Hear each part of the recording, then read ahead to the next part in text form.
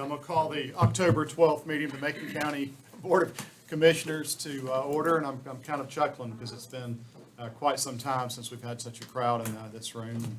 It makes me smile and grimace all at the same time. So I'd like to welcome all of you in attendance, and anytime you're welcome to get up and leave, just ease out. If you need to go to the restroom, if you exit the door, down to the right. And if you'll please silence your cell phones so that we don't have any interruptions in our meeting, we would certainly appreciate it. But again, we'd like to welcome all of you, and if you have the desire to speak, I'll certainly give you the opportunity when the time is right. So again, thank you for your attendance. Any announcements?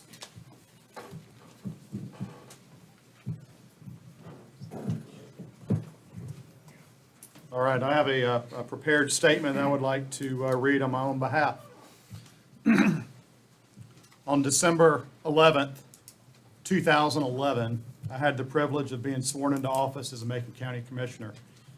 Since that day, I have worked extremely hard, and I have dedicated countless hours to ensure that our community will be proud of my service from which y'all had entrusted me.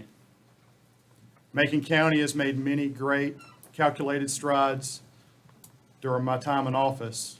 However, as with most things in life, change is inevitable. Thus, I am announcing tonight that I will not be seeking re-election for a fourth term as a Macon County Commissioner. My years of service as a commissioner have been some of the greatest of my life. I can't explain how extremely humbled and blessed that I have been for the leadership opportunity that my fellow citizens have bestowed upon me.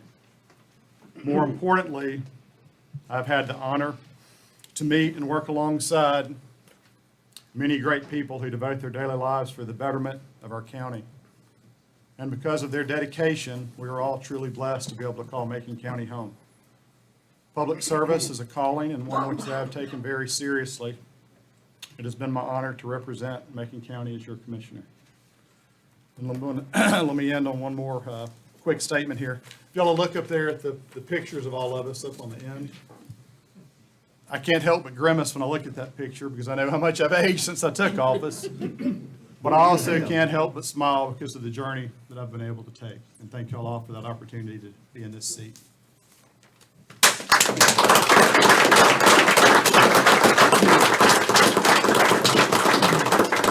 Thank you all. It means a lot. We'll all rise. We're going to observe a short moment of silence. I'm going to ask our County Manager, Derek Rowland, to lead us in the Pledge of Allegiance. I'm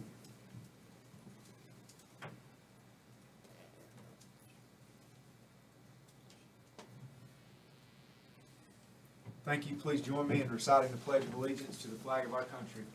I pledge allegiance to the flag of the United States of America and to the republic for which it stands, one nation, under God, indivisible, with liberty and justice for all. Thank you, Mr. Manager.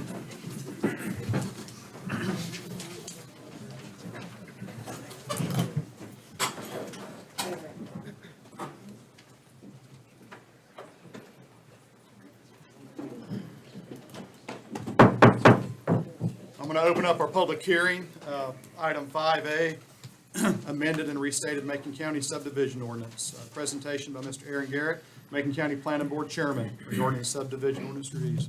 Welcome, Aaron. Good to see you here. Thank you, folks. I am the acting chairman of the Planning Board, and I will briefly talk about the suggested recommended changes that the Planning Boards came up with over the past several months. Would like to say that all the suggested recommendations were all unanimous among the Planning Board members. Just to go ahead and get started, I think everybody's got a copy, or the commissioners have a copy of it. The first change is on page 6, and this was probably the main reason that the commissioners requested the subdivision ordinance to be looked at again, was over vested rights. Under A9, basically is what it is. In order to get vested rights for a subdivision ordinance, you need a signed and sealed plan or a survey that predates the ordinance from 2008. It was never wrote out in black and white before who got vested rights and who did not. It's really not been much of a issue during the recession because there wasn't a whole lot of development going on. And that has to be signed and sealed by a North Carolina design professional, which we define that on the next page. That was the next revision. Does anybody have any questions about that? Could you clarify for the people in this room who maybe who don't understand what the term vested rights and the benefit of what you just proposed? So vested rights is basically saying grandfathered in, that they would be exempt from the subdivision ordinance. So if you have a subdivision and that was started pre-2008, and you have a survey showing those lots and the roads, and it is signed and sealed, and for whatever reason, you didn't do nothing with that since 2008. Now you want to develop it, you are grandfathered in since you have spent resources and time on that development before the ordinance was issued. Then you can proceed as you originally wanted to whenever you started the project, basically.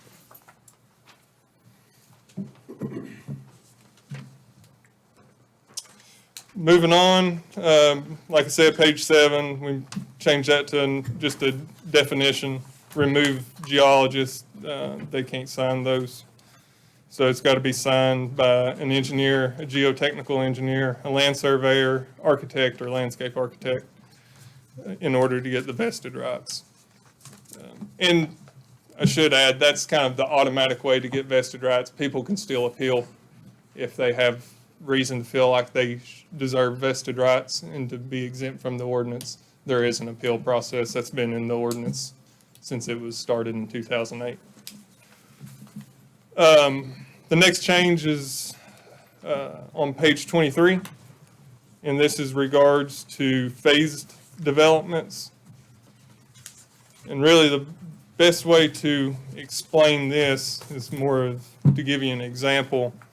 Option 1 on page 23 is the way that the ordinance has written. The only change that we made on it was the approval process, or the approval lasted only 2 years, and we changed that to 5 years just to make it the same as a lot of the other permits in Macon County. But the option 2 is the new option to develop a piece of property. And basically what it is just for an example, if you have a 100-acre piece of property and you want to divide it in 50 2-acre lots. In the traditional phase, if say I wanted to do that in 2 phases, I want to do the first 25 lots in phase 1 and the second 25 lots as phase 2. You bring that your plan into the planner and get it approved. Once it's approved, you can start on your development, start construction on it. And you have to complete that whole phase before you can record the map and start selling those lots out.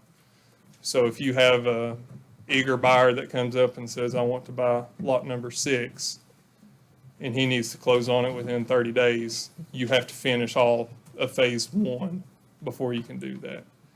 And so with the option 2, with the density development, that gives that option to cut out that one lot at one time and be able to sell that lot as long as it meets all the other requirements in the subdivision ordinance.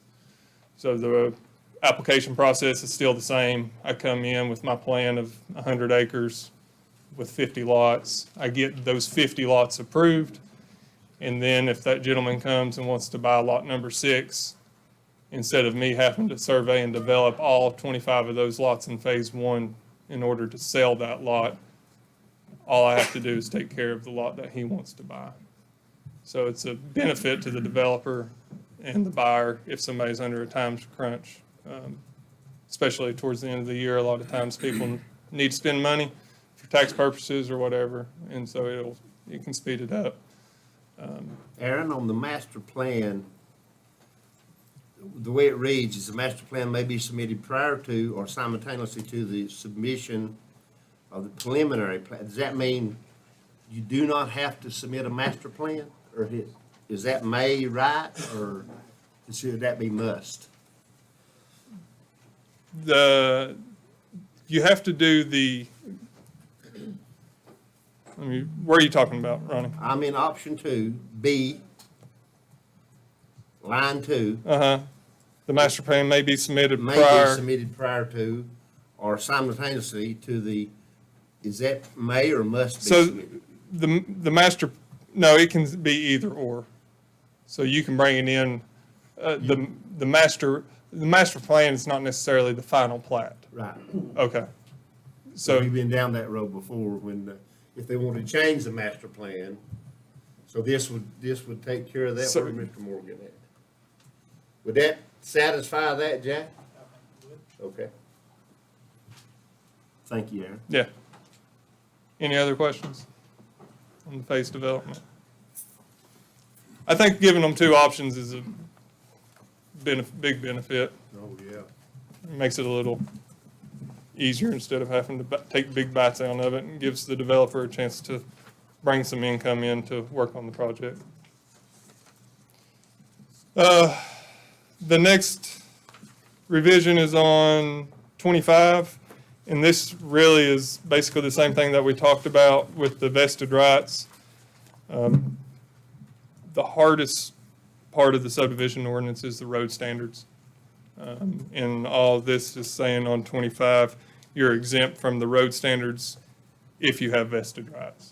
So if you're grandfathered in, then you don't have to adhere to the road standards. And typically, the road standards is the hardest part of the ordinance to meet. The next change is on the next page, on page 26, with, in regards to the roads.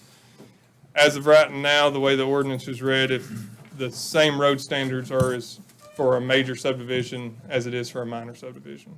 Minor subdivision being 8 lots or less, you have to have the same roads, system, and requirements, standards as you do for a major subdivision over 8 lots.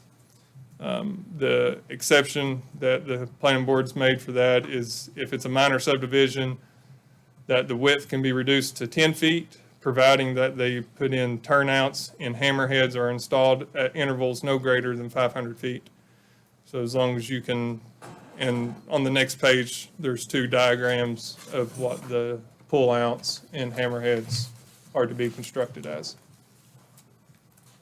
So this really helps, in my opinion, even if you had a piece of property and you only wanted to divide it into 3 lots, you don't have to build a 16-foot wide road. 3 lots, you're considered a minor subdivision. And a minor subdivision is up to 8 lots? Is that Yes, 8 lots or less. So you can do 8 lots. Anything over that is considered a major subdivision. And the turnouts and the hammerheads, to be able to pass vehicles and emergency service vehicles as well. Before you move forward, I want to ask you a question on that. Okay. Let's just say you have a minor subdivision and your roads aren't up to the other standards like you're saying, and then another subdivision is built behind that down the road. Is that road construction then vested, as we're discussing tonight? So then you'd have a pinch point that might have to widen that down the road, or would that potential road system have to be? No, you wouldn't have to widen that road if it was off of the property of the new subdivision. So you're saying if a separate major subdivision is put in behind a minor subdivision? Yeah, let's say somebody owns 100 acres, they decide to develop the front 5 acres into 4 lots. They do a minimal road system, and then they decide down the road, I want to master plan the whole thing. So are those first lots in that road system, then would it then be vested? Catch my drift with Yeah, that. you're talking about the same property owner then. Yeah. I would have to, I would imagine that would be the discretion of the planner. Jack, you want to speak on that? Jack, isn't there a provision in there? Isn't there a provision about an access road, about that then becomes an access road to the major subdivision? Isn't that in there? If it's a separate owner, we don't have any authority to tell somebody that is not going to develop this land that they have to widen their road so this guy can get his. We don't have that authority to do that. If it's owned by the same person, we'd probably ask them to widen that road the best we could. Okay. Just making sure we're gonna back us into a corner there. One that I accidentally skipped over. Does anybody have any other questions on the roads before I move on? Okay. On page 8, backing up, is the definition for incidental subdivision. So the best way is to give you an example. An incidental subdivision is considered if you have a piece of property and you divide it once. That's exempt from the subdivision ordinance. So if you have 10 acres and you divide it in half, you have 2 5-acre pieces and you sell your neighbor 5 of those acres and you retain the other 5, that's considered an incidental subdivision. The way the ordinance is written right now is you can't do nothing else with that 5 acres that you retained for 12 months. And I don't think the intent was ever for it to be that way. The intent was for you not to be able to claim an incidental subdivision again within 12 months. If that person has that 5 acres and decides they want to divide it in 5 1-acre lots, as long as they'll fall under a minor subdivision at that point. As of right now, they wouldn't even be able to do that, even if they were going to follow the regulations. So we're just clearing that up to make it read so they can do that. As long as they follow the regulations, they can still do whatever they want to. The reason for the 12-month period is so people wouldn't try to dodge the ordinance completely and just start cutting out one lot at a time and saying it was an incidental whenever it was a development, a subdivision. So, I do have another quick question. Say you own a large piece of property, and just by speculation, you want to build 3, 4, 5 other homes amongst the property, but you don't want to divide it, you don't want to consider it a minor subdivision. Does it still fall under a minor subdivision, or is that still your personal property? still your personal properties. If you don't want to divide it, you So can you don't have build. to abide by any of these standards as long as it's your property and the intent is not to subdivide. You own all the houses, it's still under one parcel number. Yes. As far as I know, Jack, you wouldn't do what you want to with it. That was the last one. So has anybody got any other questions regarding that? We'd like to thank the whole family. Who Well- else you got here with you, Aaron? Miss Tinsley's here. Kathy Tinsley's here. Yes, ma'am. Yes, she is a member of the planning board, and I would like to thank all the other members that weren't able to come tonight. We've worked hard and we've had to dodge COVID just like everybody else, and we've done what we could with it, but we've got it done. So, Thank you, Aaron. Thank you, guys. Planning board. Should we vote on your pay raise tonight for that? yeah. If anybody wants my spot, I think I'm done next year. So you can get my same rate. Thank you. Mr. Attorney? The other changes that were to this were not substantive. This, they had to do with changes to comply with the new chapter 160D. Okay. 160D is a legislature enacted change to try to codify local government law into one chapter. The only changes particularly were, there were some minor changes to how the Board of Adjustment works. And that's what is on for the next two as well. These are not substantive changes. Mr. Garrett spoke about the only substantive changes about any ordinances we're talking about tonight. Do we need to handle each one of these individually and close the public hearing, or can we do all three and then close and vote on each?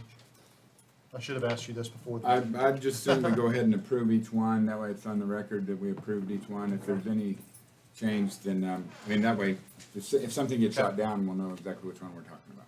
Perfect. Sheriff, is there anyone that signed up to speak to this? No. On the public hearing? Is there anyone here that would like to address the board regarding the changes submitted by Mr. Garrett from the Macon County Planning Board? Anybody out here that wants to speak regarding to the changes? No. All right, well, I'm going to close the public hearing on this portion, and the chair will entertain a motion to approve the changes or not, or any suggested changes. Well, being liaison to the planning board, I mean, I would like to make note that generally speaking here, I think we're deregulating. Mr. Attorney, am I right in saying that we're deregulating and making some of these improvements more user-friendly for the community? For instance, minor subdivision, as it states right now in the statute, you have to build a 16-foot wide road. That's been reduced to a 10-foot. And I don't like all these regulations, but I would support deregulating and these new changes. So if I need a motion to approve, I'll make that motion. Got a motion by Commissioner Young to approve the suggested changes to the subdivision ordinance from the planning board. Second. Got a second by Commissioner Shields. Any discussion or questions? All in favor signify by saying aye and raising your right hand. Aye. Aye. Thank you. Okay. I'm going to open the public hearing. Item 5B, amended and restated Macon County Sign Control Ordinance. Mr. Attorney? Yes, so the sign ordinance, again, there's no substantive changes to that. That is primarily just to make the revisions from where it's talking about chapter 143 or 152 or 160A, where those revisions are made to identify the proper statute in 160D. My attorney in my office is the one who's been working on all those, and this is the second of many that are coming. We're going to try to get through 3 tonight and then maybe 3 next month. But nothing substantive in the sign ordinance, no changes of any sort from the regulations that existed therein. Is there anyone here tonight that would like to speak to the board regarding the amended and restated Macon County Sign Control Ordinance? Sheriff? Anybody want to speak on the sign control ordinance?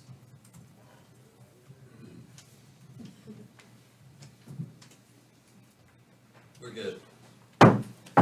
We'll close the public hearing, and the chair will entertain a motion to approve the amended and restated Macon County Sign Control Ordinance.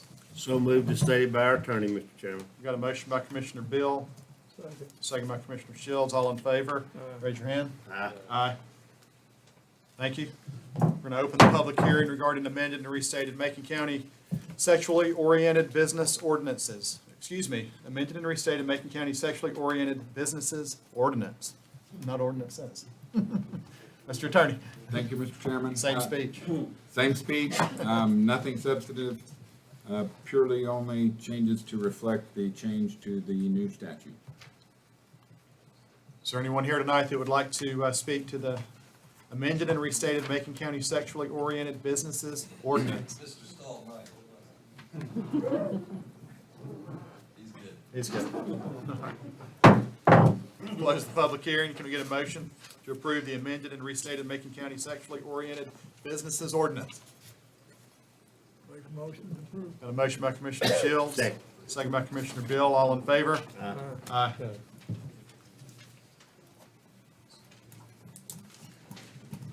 All right, public comment period. Mr. Peter Stern, Voting Integrity, welcome. Mr. Stern. Good evening.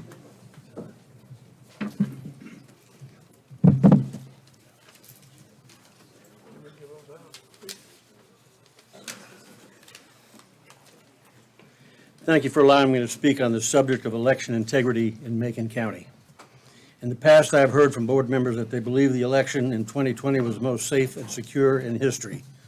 The exhibits, which I just tendered to the board, I have entered on the record of this meeting, which mirror those I tendered to the Board of Elections staff several weeks ago, appear to conclusively demonstrate that is not factually true. Macon County uses ES&S voting machines and Unity software. The security evaluation analysis performed by the staff of the University of Pennsylvania and presented in the report that I just handed the commission lays out a broad array of significant perversive vulnerabilities and critical errors which you can come to grips with when you read the exhibit, and I hope you will. I've also provided you with copies of the ES&S machine and software manuals so that you can see I have done due diligence in terms of screening the underlying technical foundation construction of the system and the applicability of the Pennsylvania report. Please note that the Unity software paperwork I extracted from the internet is labeled for California, since for some reason the North Carolina version was not to be found. I was able to review a copy of the North Carolina version in the Board of Elections office in another county for comparison purposes, and with the exception of a few references to California, the underlying framework of the operating system is essentially identical. By applying a sophisticated data analysis software called Newton AutoML to voting statistics extracted from North Carolina State Board of Elections website and other resources, it appears there is a couple of unexplainable statistical variances and deviations, particularly in the area of mail-in ballots in the Macon County federal election results. At this point, it is readily apparent that the citizens of Macon County can no longer rely on the safety, security, nor the reliability of ES&S machines, nor the Unity software. It is my suggestion that the Commission should immediately order the equipment withheld from further use, execute a full forensic audit of their equipment, software, and data by a competent, qualified, and disinterested third-party cybersecurity contractor to determine the state of your ES&S systems with respect to what this report lays out. Any further election should be on serial numbered paper ballots by voters whose identities are fully verified as qualified voters, hand-counted, manually tabulated, audited, and verified in the presence of qualified observers from all stakeholder parties. Mail-in ballots should fall squarely under these requirements. In addition, I call your attention to the single page with the language of Title 42 U.S. Code Section 1974.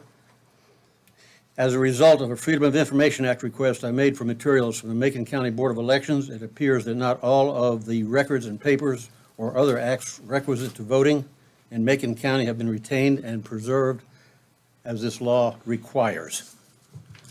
I am reliant on the material fiduciary trustee responsibilities and duties of each and all commissioners and staff that are under their binding oath of office to do due diligence on these matters, take the necessary steps to correct these affronts to the rights, titles, and interests of all Macon County voters, and I thank you for your time. What did the Board of Elections say about your report? What did the Board of Elections, what was their response? Because that's really in their wheelhouse. It is. They have not yet come back and commented on it. They seemed stunned when I presented it. They had never heard of anything like this before. They were going to do investigations, but due to the fact that the board meetings for the next few months are not open to public forum, I have not been able to go back in and ask them for any feedback. I am told that I'll be on the next available speaking thing. I've already formally requested and been formally told that I will be. I would encourage each and all of you to look at that first 13 pages. Read it. It is not a pretty picture. And it's not what I say it is. These people are top-of-the-line scientists. And as I told the Board of Elections, I'll tell you, I know you didn't know. You couldn't have known, because nobody will tell you. That's why I had to go out, and I spent an enormous amount of time and energy researching this, pulling these documents, verifying it. And being an engineer, I know how to run statistical analysis. It ain't what you think it is. So I encourage you all to take a good look at this and be interested to hear what you say about what you read. Thank you for your time. Thank you. All right, the GOP college team regarding public safety, welcome.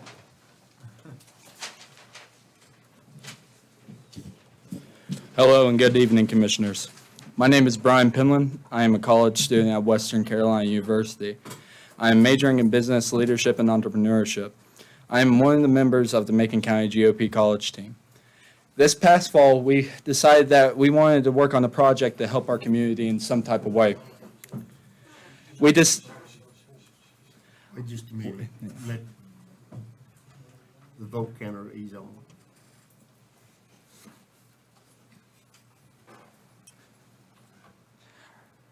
We decided that we wanted to help raise awareness in regarding of the pay of our local sheriff department. Let me explain briefly why we decided to proceed with this movement over other options. We are currently down 10 sheriff deputies in our community. With that being said, there is 13,000 calls a year to our sheriff's department. This alone should raise awareness. We need to raise this awareness to keep our community safe. We started by going to local businesses around Macon County that wanted to be a part of this project by allowing us to leave binders at their stores, or they could sign up online in order for our community to show their support towards this petition. So far, we have over 3,000 signatures online with the binders combined. We have over 3,000 people that support the movement that the sheriff's deputies need their fair pay for their work. We have high-profile local leaders that got behind this movement as well. District 11 House of Representative, Madison Cawthorn, and more. When you decide to proceed with this, just know the community of Macon County and the Macon County GOP and the college team supports your decision. Thank you all so much for your time. Thank you, Macon County, for your support towards the sheriff's deputies and towards the college team. We wouldn't be here without the people of Macon County, and God bless you all.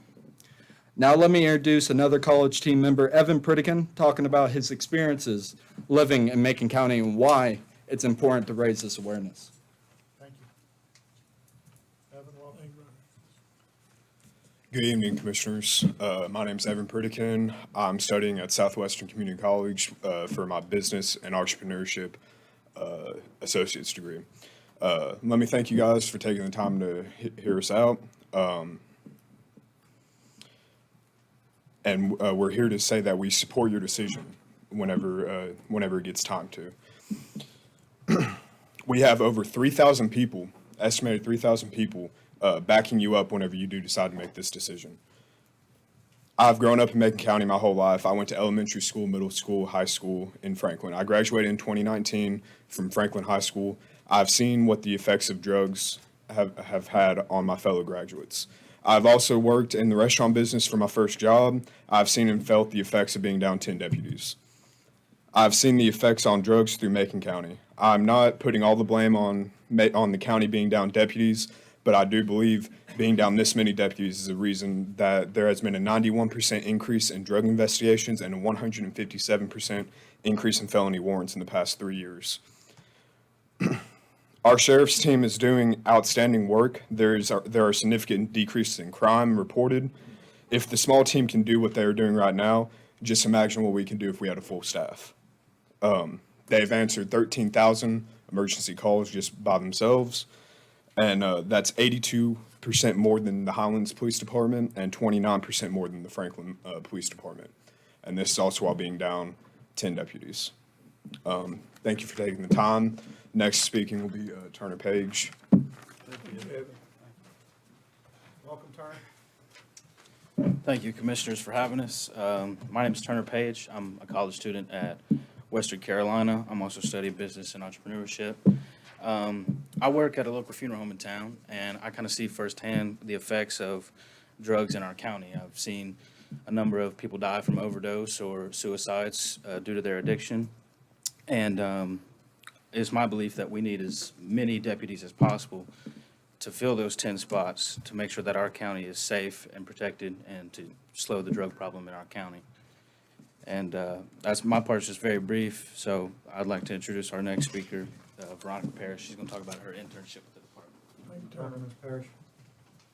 Hello, I'm Veronica Parish, and over the summer I had the opportunity to do an internship with the Sheriff's Department, and I actually got to see how, not every department, but most of them, how they all work together. And being around all these people, it's an eye-opener, really. And eventually, once I graduate with my degree in criminal justice, I would like to become a sheriff's deputy. But with what they make now, I make almost $5 more an hour where I'm working at now. And I don't really think that that's fair to them because they're going out and risking their lives and all that stuff. So,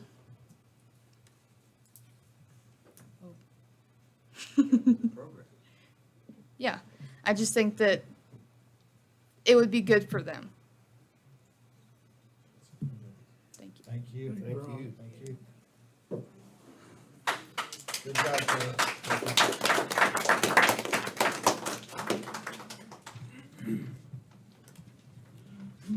Anyone else?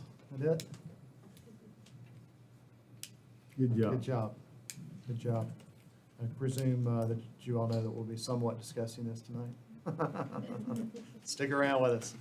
All right, Narelle, Greenway Rotary Circle. Thank you, Mr. Chairman. I brought the text of what I'm going to talk about tonight. What do I get, 10 hours to talk? 5 minutes. 5 minutes. All right, well, all of you, you be careful what you ask for when you get up here, because the commissioners may listen and grant it. Back in April, I complained about the Greenway and the dangers at the Rotary Circle. By God, the very next day, you had somebody out there inspecting, and you put a chain across it. We haven't been able to use it for 5 months. Some of the commissioners will verify that I've been out on the road riding my bicycle as a result. Yesterday, there were 2 young men who I held up, and as they drove by, they loudly said, "Get that off the road." I'd like to get back to the Greenway, but that circle is just key. And so I would plead with you to go into emergency funds or whatever backup funding you have prior to Governor Cooper actually delivering the money that he promised back in April, I think it was. And I know you can't shore up the weak spot with big boulders without all kinds of heavy equipment, and that'll take some real funding. But at least divide the path in half with some sort of barriers or something so people can go single file, because people are walking on the path regardless of the chain.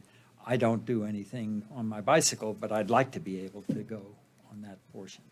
So it's just very short and to the point.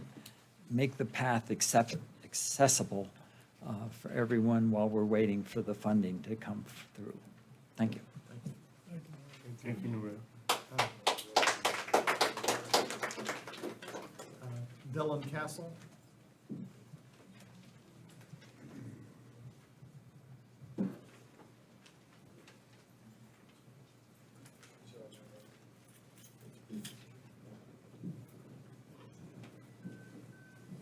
Good evening. I decided to write a couple of things down this time around. Thank you for the time, of course. So you'll remember the last time that I talked to y'all, I mentioned about accountability specifically. And I think accountability goes hand in hand with leadership. I think any sort of leadership team or any individual who leads that does not experience accountability is not a true leader.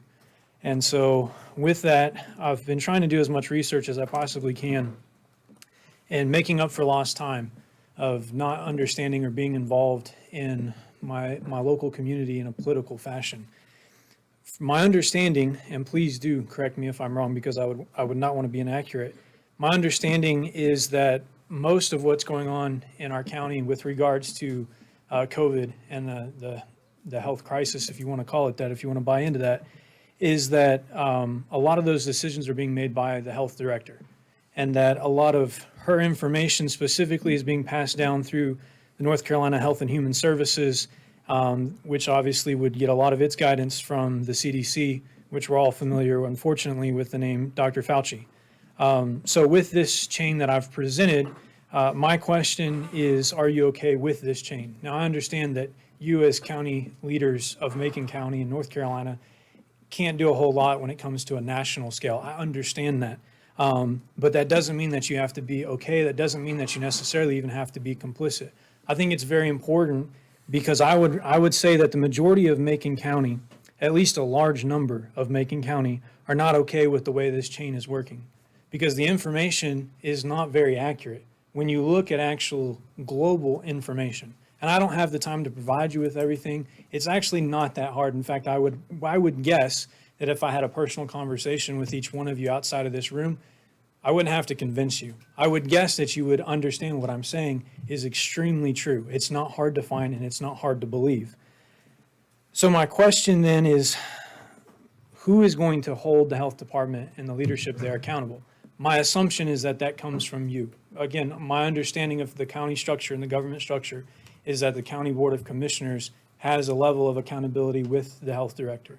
Is that true? The Board of Health.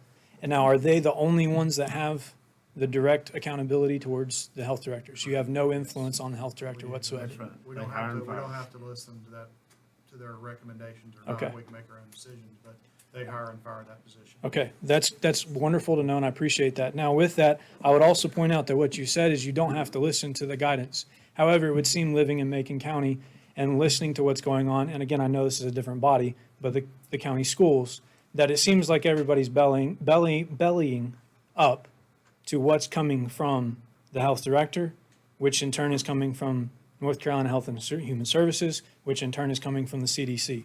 So I understand that you're saying you don't have to listen, but it seems like everything that's going on around here is in coordination with, well, let's listen to what she has to say. Let's listen to her recommendations. Now, this is obviously not a personal attack. I don't view you guys as villains. I don't even view her as a villain, okay? I would go much further up the food chain before I would start accusing anybody of being some sort of villain. However, my concern is with what is being said, and that there doesn't seem to be much from leadership in the county about some pushback. Is that true? What about this that I hear? What about that I hear? What about this that I read? I'm curious of why leadership is not pushing back on what's being promoted. For example, I would give this, and I'm almost done, I'm sorry. But I would say this, there's been a big push for vaccines, right? The last time that the director was here, she mentioned that vaccination was the answer. I believe you brought up about treatments, and the response was almost directly that the vaccine was the answer. I was going to pull up a quote, but the meeting notes are not up yet, obviously, as you've not approved them. But what about treatment? I had a short conversation finally with the director, and my understanding from her view of all this is that the county is not looking into treatment options, antibody treatment options, until hospitals are overrun. Right now, you can go to a hospital, and if your doctor signs off on it, you can go get antibody treatments. Well, what happens if the hospitals get overrun and can't treat enough patients? Would the county step up? As far as she told me, there is no contingency for that to happen. I don't understand why you would wait for that to happen. I'm also confused because the last time she was here, there was also comments made that the hospitals were being taxed as far as staffing and beds availability and all this kind of stuff. So are they taxed and they can't meet antibody treatments? Or are they only taxed in a certain other light? It doesn't seem to make a lot of sense. So again, one last analogy and then one final question, if I may. The analogy often has been made as with the whole vaccination thing. What about cancer? If there was a vaccine for cancer, would you be so apprehensive to get it? And most people with a certain level of emotion would immediately respond and say, no, I wouldn't refuse a cancer vaccination. But I would say that's a double-edged analogy because we have cancer treatments. We also have COVID antibody treatments. So why does it seem like it's such a shell game, such a hard thing to go through? You have to meet certain criteria. You can't be too sick or too little sick. You have to be perfectly sick. And then you have to get permission from a doctor. Yet I can go drive and get a COVID vaccination in a heartbeat. In fact, when I was on the phone with the director and the chief of nursing, I believe, at the health department, both of them offered me a vaccine over the phone after I already told them that I hadn't got vaccinated and I wasn't planning on getting vaccinated. They're so eager to get me vaccinated, but yet I have to be in a perfect scenario to get COVID antibody treatments. So with this cancer analogy, it would be no different than telling people who receive cancer treatment, well, we're sorry, you can't have cancer treatment unless you fit a very specific scenario, but hey, there's a cancer vaccination. Why don't you go get that? Why would we withhold the one from the other? That doesn't make sense to me. So my final question is, again, I appreciate the clarification. That'll be very useful as I move forward. But my question is, as the leadership of the county, do you plan to speak on behalf of the county? That's what you're here. My understanding, you represent us. And again, I would say the majority, if not the large number, we question what's going on. We don't appreciate the information that's being manipulated, the data that's being manipulated. We don't appreciate a lot of this. Where is the leadership showing that they agree with what we agree with. And I hope that that makes sense, and I appreciate your time.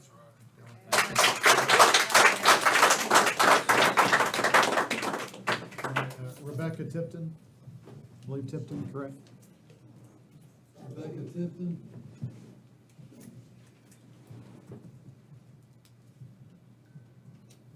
Oops, not up there. Gonna let the next person go and. That's the last person, unless someone else would like to address the board.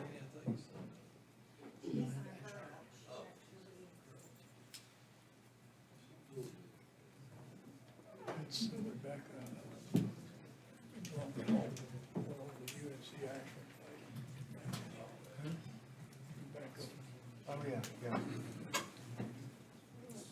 They're outside watching it on live, so they may come in just a second, a little bit of delay, I'm sure. What's that, Sheriff? Sorry. Sitting outside watching it live, so there may be a little bit of a delay, I don't know, so Okay. give them just a second. Is there anyone else in here that would like to address the board? She is coming.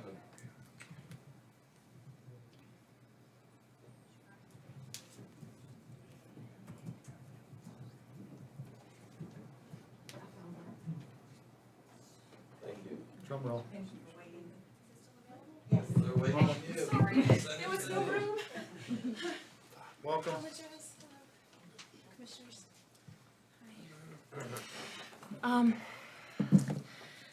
Just off the cuff, I have a concern about COVID treatment in our town, and I'm not an expert on it by any means, but my husband was recently hospitalized with COVID, and by the time he was fully hospitalized, it was too late to receive monoclonal antibody treatment. Is that something that you guys monitor closely? Because I just have a concern. Is it well publicized, the availability of it? And is it highly available for the public? Because all over the nation, sorry, I had to run to get here. All over the nation, you know, we're hearing that our hospitals are overtaxed with the amount of patients. And so the early treatment is so extremely important.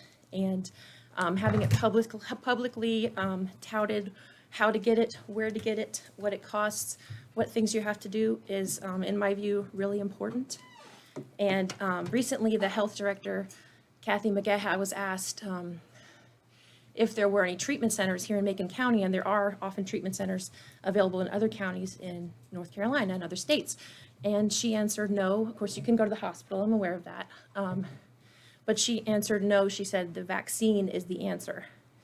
And I would submit that that's a bit of a narrow-minded approach to COVID, because a vaccine is not a treatment. And as the research is showing now, people who are fully vaccinated can still come down with the disease, they can still transmit the disease, and sometimes more readily than an unvaccinated person, because their symptoms are less profound in some cases. So for her to say that our approach as Macon County Public Health is just vaccines is really trying to walk on one leg or hobble or hop. So I wanted to just ask that be looked into as a possibility that the health department could do more to promote monoclonal antibody treatment for the public and to raise awareness about that, because even an article from about 5 weeks ago in the Washington Post said that there is underuse of monoclonal antibodies. It's available for more people that are taking advantage of it. And my husband and I found out the sad truth that our hospital was very overtaxed.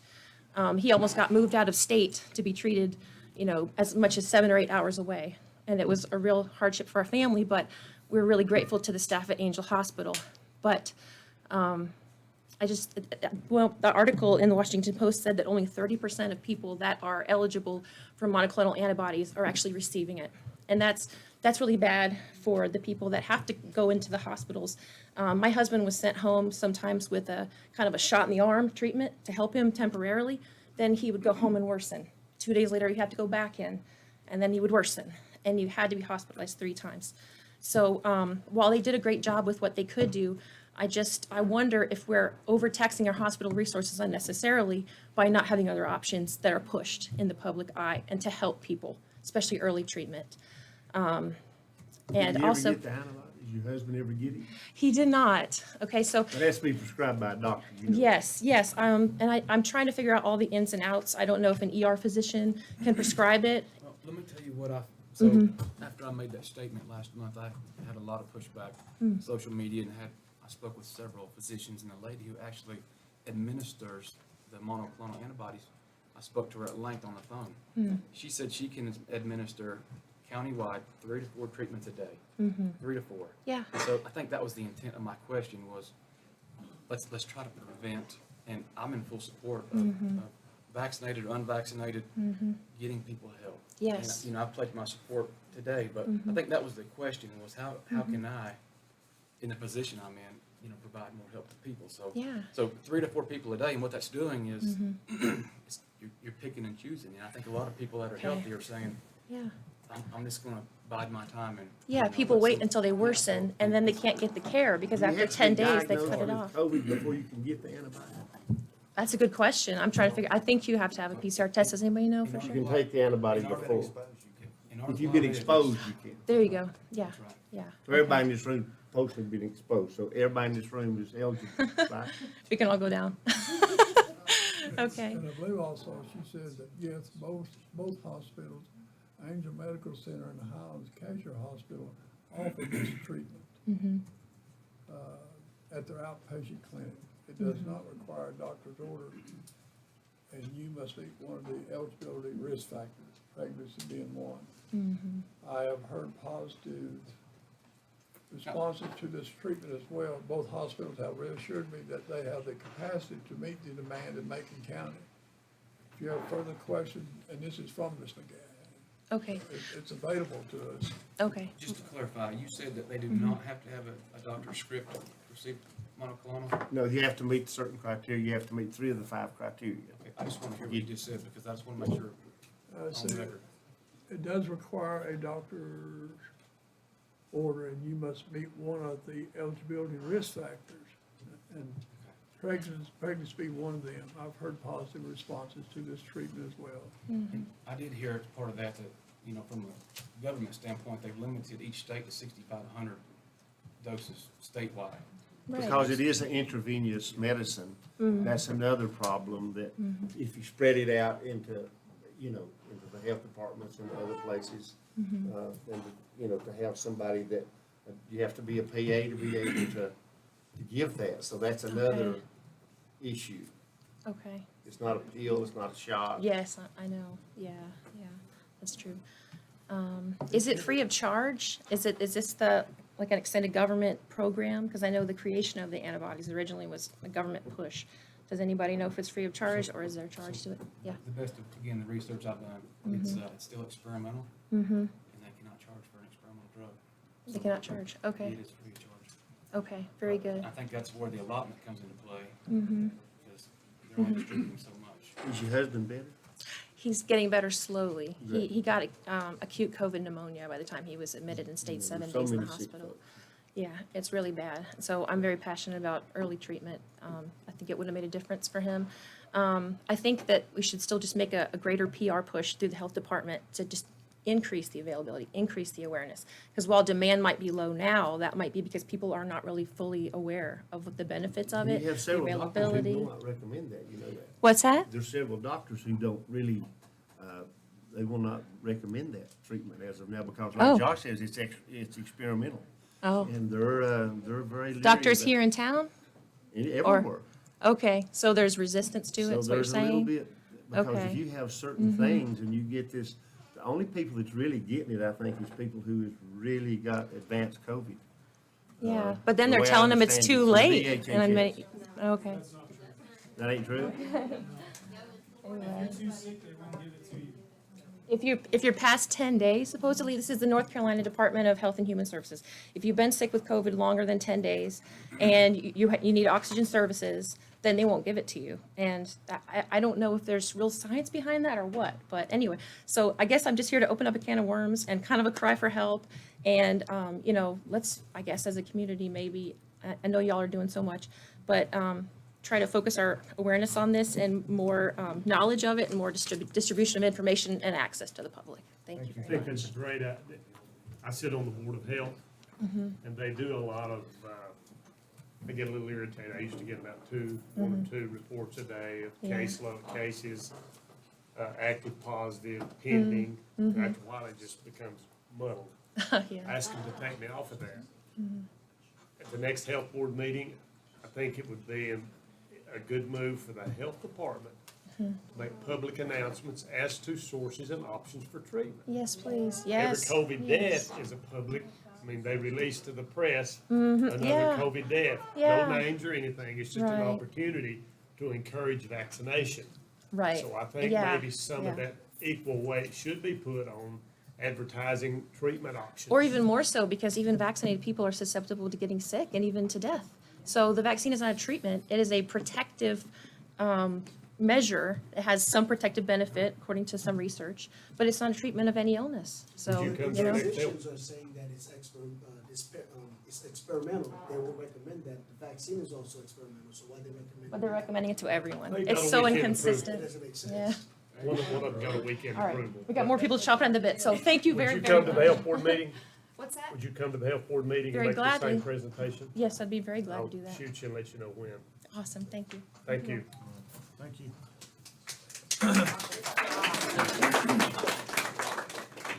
Any additions to the agenda or changes? Moving on. Mr. Manager, anything? You want to talk about the Update? update on the Nantahala Yeah.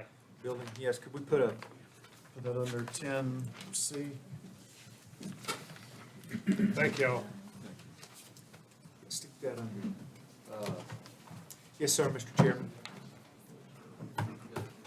10C.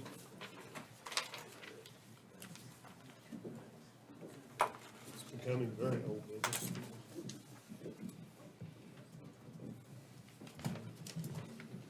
Anything else, Lori? Gonna add the tax stuff. Mr. Chairman, there is a tax settlement report. Unfortunately, I do not have copies with me at this time. However, that's something that would normally be placed on the consent agenda. I can make those copies available. If we could have a brief recess at some point, and could we add that to the consent agenda, please? Okay.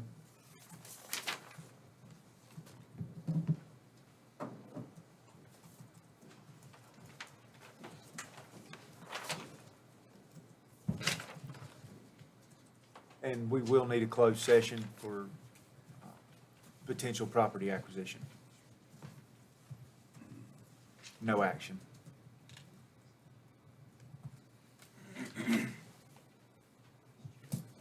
Anything else? We'll get a motion to approve the agenda with said changes. So, A motion by Commissioner Bill, second by Commissioner Young, all in favor? Aye.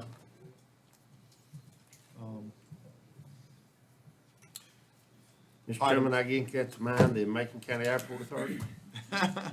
Item 9, reports and presentations. Item A, Macon County Airport Authority. We're very fortunate to have several members of the authority with us tonight. We have our chairman, Mr. Gary Schmidt, vice chair, Mr. Jack Horton, who we'll be hearing from, the first lady to ever serve on the airport authority, Ms. Janet Schuler, is with us, and longtime member, Mr. Pete Hathcock. There are other members who are not present, but as liaison to the airport authority, we think it's important that the airport start bringing regular reports to this board.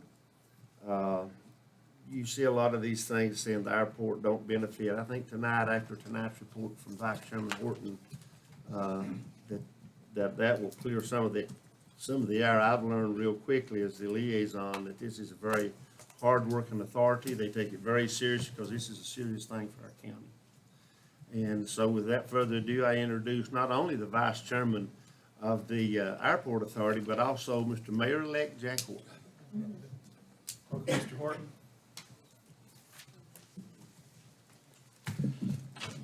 Thank you, Mr. Bill. Thank you, Commissioners. Appreciate you having I remember why I don't miss these meetings now, you know? But you're being commended. You have good patience and listen, and you can't always solve all the problems, but at least you'll listen to people, and that's what we have to do a lot of times. But I thank you for the opportunity to come tonight and talk to you a little bit about our airport here. Some of you are very familiar with it. I know Mr. Beal is. But as Mr. Beal said, we've been working hard with the county and the airport authority to improve our local airport.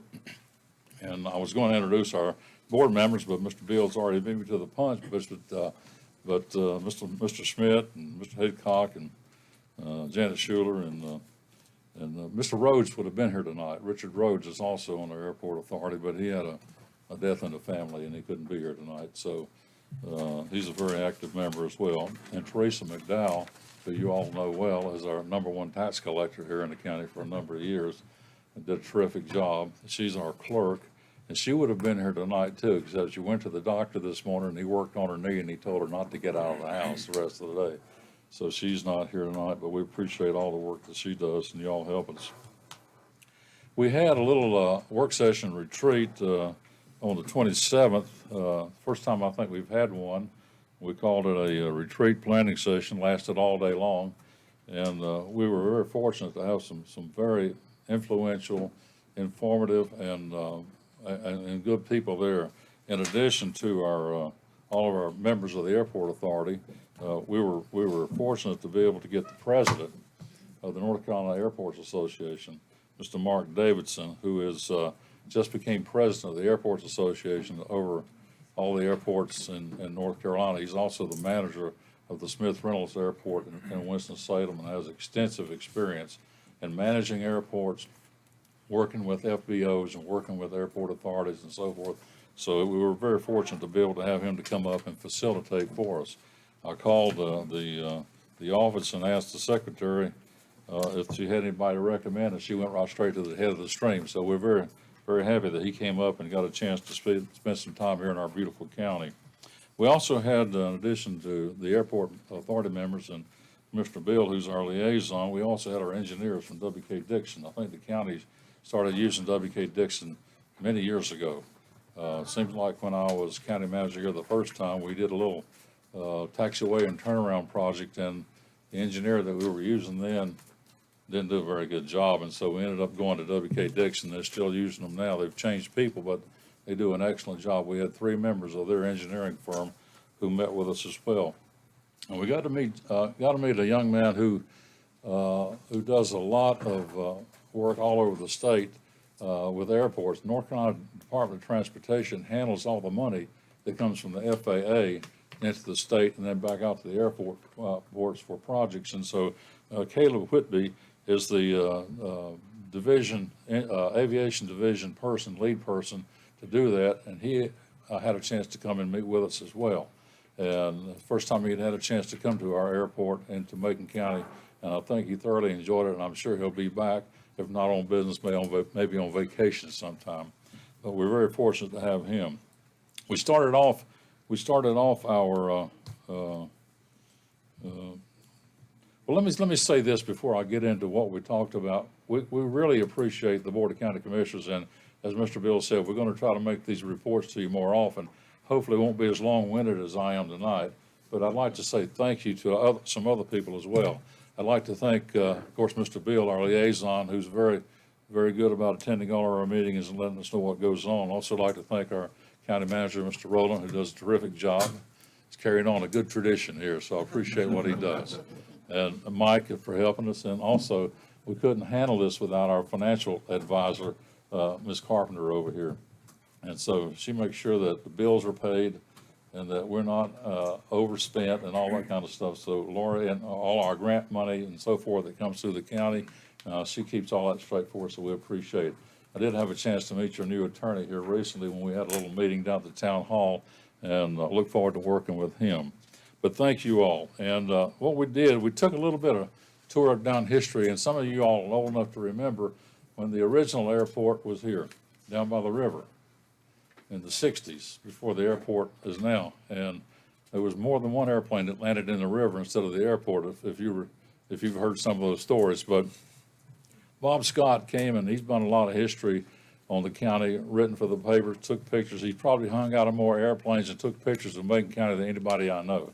So we asked him to do a little history on the development of the airport, and he came and talked about that all the way from when it was down at the river to where it is right now. So we appreciate him taking time to be with us on that. But the airport is important. It's important not just for a place to fly airplanes in and out of, but it's important to the local economic development of our county and our town. And I found out during this report, you all remember CR Industries, Chicago Rawhide. When they were looking for a place to locate here back in the 70s, the reason they located in Macon County instead of another county was because we had an airport here. And so those types of things don't necessarily make the front page of the paper, but they're important as far as the economy goes.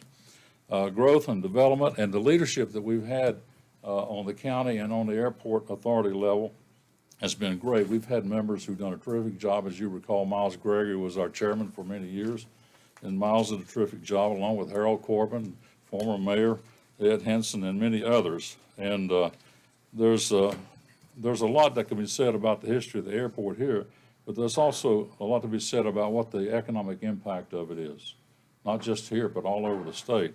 There's a report called North Carolina State of Aviation, What Aviation Means to Our Economy. This was put out back in January 2021. And let me just give you a couple of footnotes from this report. North Carolina's public airports annually contribute $61 billion to the state economy, supporting 373,000 jobs. It generates $15 billion in personal income and $2.5 billion in state and local taxes. That's a big impact. Now, what does that mean for us just here in Macon County? In Macon County alone, our airport's responsible directly and indirectly for 130 jobs. Our personal income is over $6.5 million because of the airport. And also in state and local taxes, over $700,000. That's just in Macon County.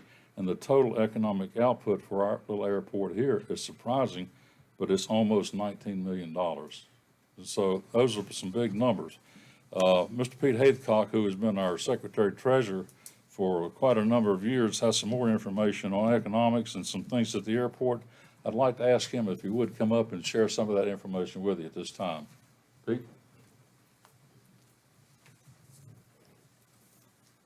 Everybody, I think, knows me, and I think Chairman Tate there, was one of our liaison, along with Ron Bill, and I think most of you been there, airport, except for Josh, and Scared to fly.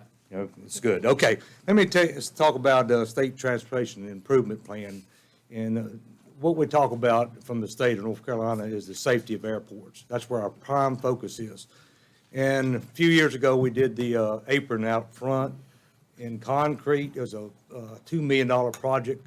Out of that $2 million, I think I've got $4,172 county taxes that received off the construction there, and about $8,900 on the state. And that's just one of the projects that he was talking about earlier, where that money comes from in the plan. Fuel taxes is another thing that we pick up, a lot of state money from the fuel tax that comes back to us in the airport improvement plan. Also, most of you don't know that, you know about Dual Tech, you know about Drake, the tech service here with, also with Tectone, and SKF, when they're back on, you know, turn their bell over to Tectone, which is, you know, they've modified that, which kept that going. There's a lot of jobs out there that are independent, the own airport service. As you well know, real estate transactions, especially in the Highlands area, we have a lot of people come into Macon County Airport and look the area over. They end up buying here, developing here, providing jobs, building jobs. Also, one of the things that a lot of people don't recognize, we were at the meeting last week with Mr. Bill, and military aircraft, they come in, and a Black Hawk came in, they came in this area, they went and ate lunch, came back, flew off to nowhere. Gary would probably know where they went to. They would kill you, right?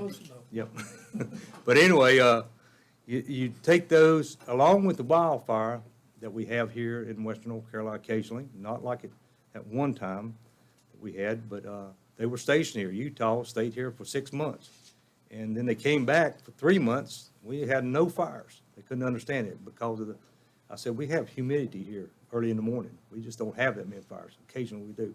But anyway, those people stayed at the hotel. They contributed to the restaurants, along with many other people that come through this airport. Emergency service chain. We have a disaster. We have the only airport in this area, except for Andrews, that can bring supplies in for emergency situations. Along with COVID, we've had people come in that couldn't get a hospital room in western North Carolina, even Asheville, that flew up here from other states, Texas, to pick up people who had COVID. So that asset is tremendous. You never know when you need it. Taxes paid on aircraft that are hangared here. I'll enjoy one of these days. If you don't know what a C4 is, you know, it's about a $28 million aircraft. They have to pay taxes on that thing. We're waiting for one. So we've got some large aircraft out there, but those aircraft pay big money. A lot of people don't realize that. Now, one other thing I read this morning, the Choctaw Indians in Oklahoma, which is part of the Eastern Band. That's where they go to meet. The Eastern Band goes to Chickasaw and the Choctaw area. And they've got a contract with the government now with unmanned aircraft, how to transport equipment, supplies at low level. And they're involved in setting up what's going to happen in the future. We know it's going to be something coming down the pipe. So the government gave them the contract, and along with other Indian nations who are probably going to be involved in the future. We don't know what's going to happen. Aviation is a moving business that continues to thrive no matter where you go. We're lucky to have this business in western North Carolina. One last thing I would like to say, when we go I work with the DOT on a committee, and every time we do a road, anything in Macon County, it comes up, you get points. Mr. Bill probably knows about this. Points are one category. Do you have an airport? That gives you more points for a highway. It doesn't make any difference, but you do have that capability to add points to a project. So, and last, I'd like to say that I've got a letter here that I got off the internet just today, and it's probably a few months old. But anyway, Frank Kimmel, he landed here. He's from Ohio, and it's on AirNav. It's kind of like Facebook. He said, landed at this quaint airport as an alternative to Asheville. And it's very happy to find top shelf service that was second to none. Reasonable tie downs, fuel prices low, front door rental cars, service are just like the big airports. I highly recommend Macon County Airport. And with this support of this board, it's been a pleasure to be on this board, and we will continue to make this airport safe and continue expansion at all possible, as long as we have the money. Thank you. Thank you, Pete. Good job.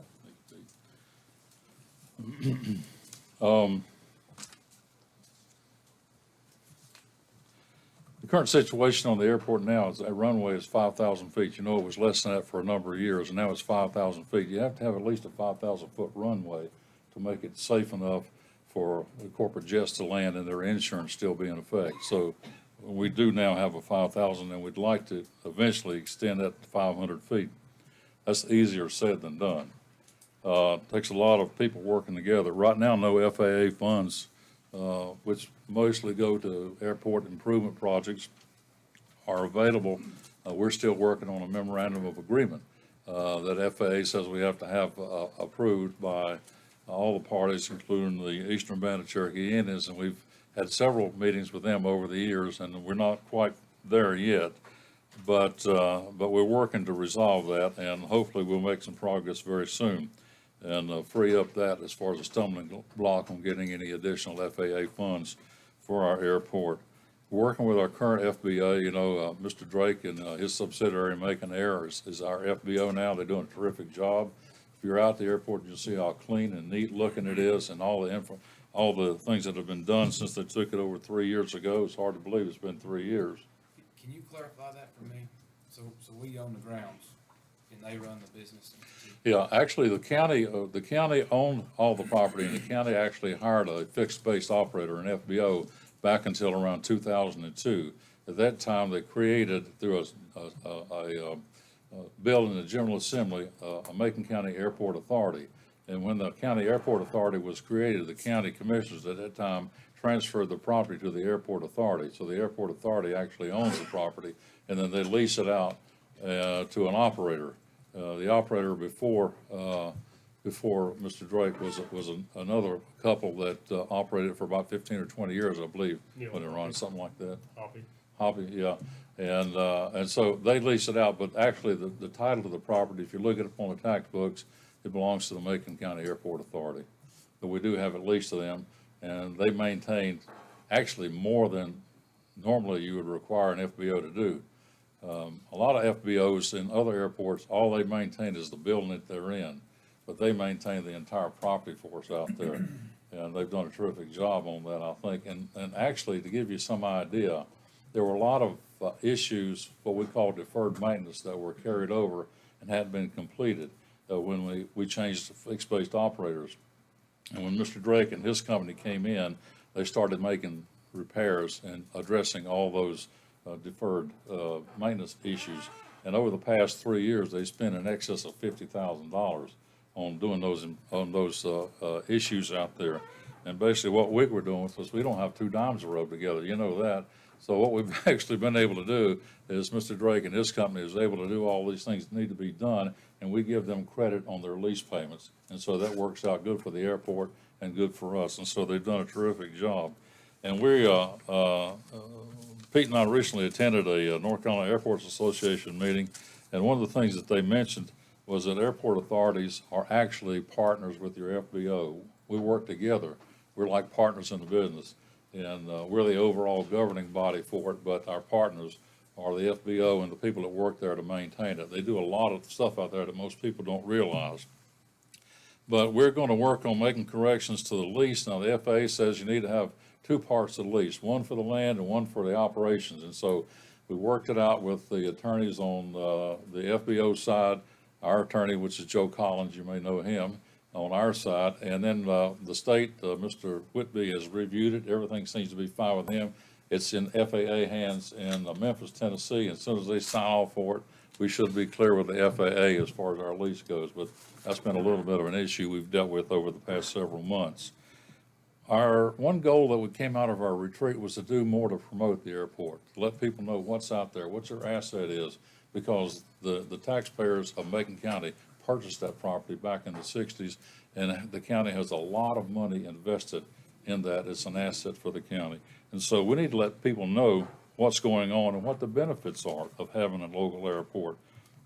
I can tell you now, I spent quite a few years working over in one of our adjoining counties, and at one time somebody came up with the idea that we need to get an airport, a general aviation airport over here in Haywood County. And so we hired an engineer, went to work on it, went to the state and said, we'd like to put an airport down on Jonathan Creek.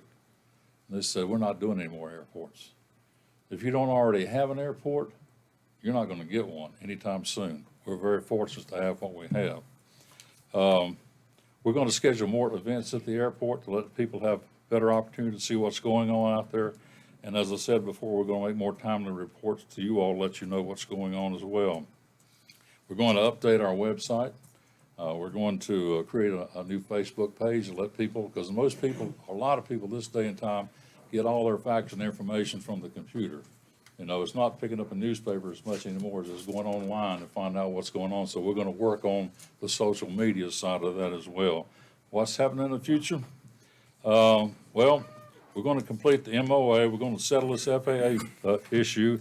And the next thing that's coming up is a very exciting thing that's on your agenda tonight, is to replace this outdated, aging fuel farm we have out there. And it's in bad need of repair. The good thing about that is it doesn't depend on the FAA. The state's coming up with the money to do this, and it only requires a 10% local match. It's a pretty good deal when you can spend $1 and get $10 back. And so that's what we've been approved. The State Department of Transportation approved our application for the fuel farm replacement at their meeting in September. And the project's going to be around $1 million. And so it'll bring it up to date.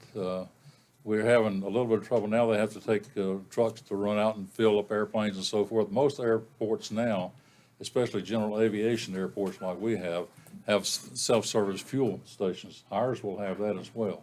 Plus, we'll have more storage than what we have, because I think once we make all these improvements to the airport, we're going to see more volume and more increase and more use. And a couple of things that Pete mentioned in that letter is that it's a great airport to not have to fight the traffic in Asheville. Plus, our fuel prices are very competitive of any airports around. So that helps us as well.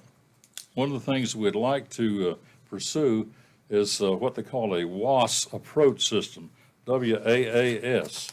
And that's, if I can give you just a kind of a brief overview of that. You know, because of our terrain, it's hard to get an instrument approach landing, because you'd have to go through a mountain in order to get your glide path to land on the runway. So we can't move any mountains, and so we've been limited. And then if you notice in the mornings, we have a lot of fog, and it's hard to get in and out if you don't have visibility.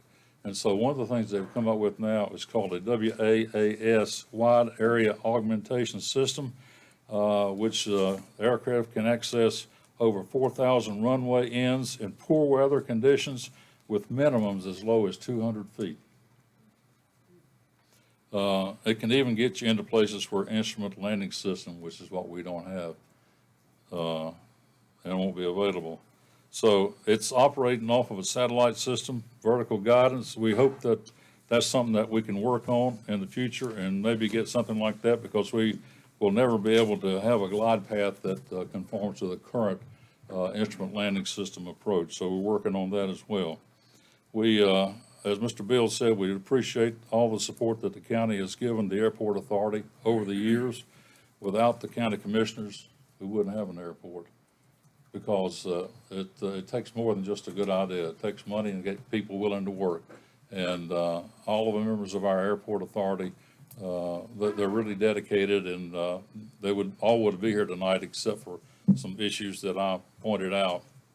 And I'd like to just again recognize our chairman, Gary Schmidt. He's also a pilot. And Janet Schuler, she's also a pilot. Somebody asked me if I fly in airplanes. I said, only if someone else is flying it. I'll ride, but I won't. And I'll tell this on Gary. Gary's a good pilot. He is the luckiest pilot I've ever heard of. And he's had several close calls, but he's always been able to manage to get out of them. And I was out at the airport just a few weeks ago, and Gary said, you want to go up and fly a little bit? And I said, yeah, let's do that. And so we were walking out the door. And Gary, you remember that guy said, he said, where y'all going? Gary says, we're going to go fly a little bit. And the guy says to Gary, well, bring him back alive. Well, he did. And we appreciate him. We appreciate his leadership and the rest of our board. And we'll try to answer any questions that you have any. Thank you, Jack. Now, Jack, on the request for the matching funds, when will that? It's going to be a long, drawn-out process. We don't have to have all the money up front. What we need basically is a letter going back to the state DOT said the match has been committed. And so we don't need the money right this minute, but we need a letter saying the match has been committed. And it'll take several months to go through this process, and it probably won't be actually constructed and finished till sometime in 2022. And so there'll be a little bit of money up front, but not a lot. And most of the money that'll be needed from the grant and so forth and the match will probably be necessary by sometime early spring. So when do you need the letter? We need the letter as soon as we can tell them, because it's like anything else. And if you tell them that we've got a commitment from the county for the local match, and they can go ahead and sign off on that, and we can be set. Our engineers and folks are working on the design and the construction right now, and it'll be a little while before they finish it. We have to stay within the same footprint. if you move outside the current footprint, you gotta go back through FAA and all that, and that's gonna really slow the process down. And so they're trying to design a fuel farm that maintains its presence in the same location that we have right now. But it's gonna hold more fuel. It's gonna be more modern and a better way to deliver that to the customers. So, can you help, Go ahead, John. can you help me summarize? I mean, exactly what are we gonna get for $100,000? Just, is this a fuel farm, so we're getting a new fuel system? A new fuel farm, we have, Pete can probably give you more details on this than I can, if he's still around here. But, we have. Where do you go? Or maybe Gary can. Gary, can you come up and tell us a little bit about that? About what all the fuel farm involves? Right now, we have two types of fuel out there. We've got jet fuel and we've got avgas. And the tanks we have are 10,000 gallon tanks. We're gonna get two 12,000 gallon tanks that are gonna sit in the same, maybe not the same direction, but in the same place they're sitting now. So we don't have to get involved with the Cherokee or the FAA because this is going through the, State DOT's all state money. State money. Yeah. And we've been approved for it.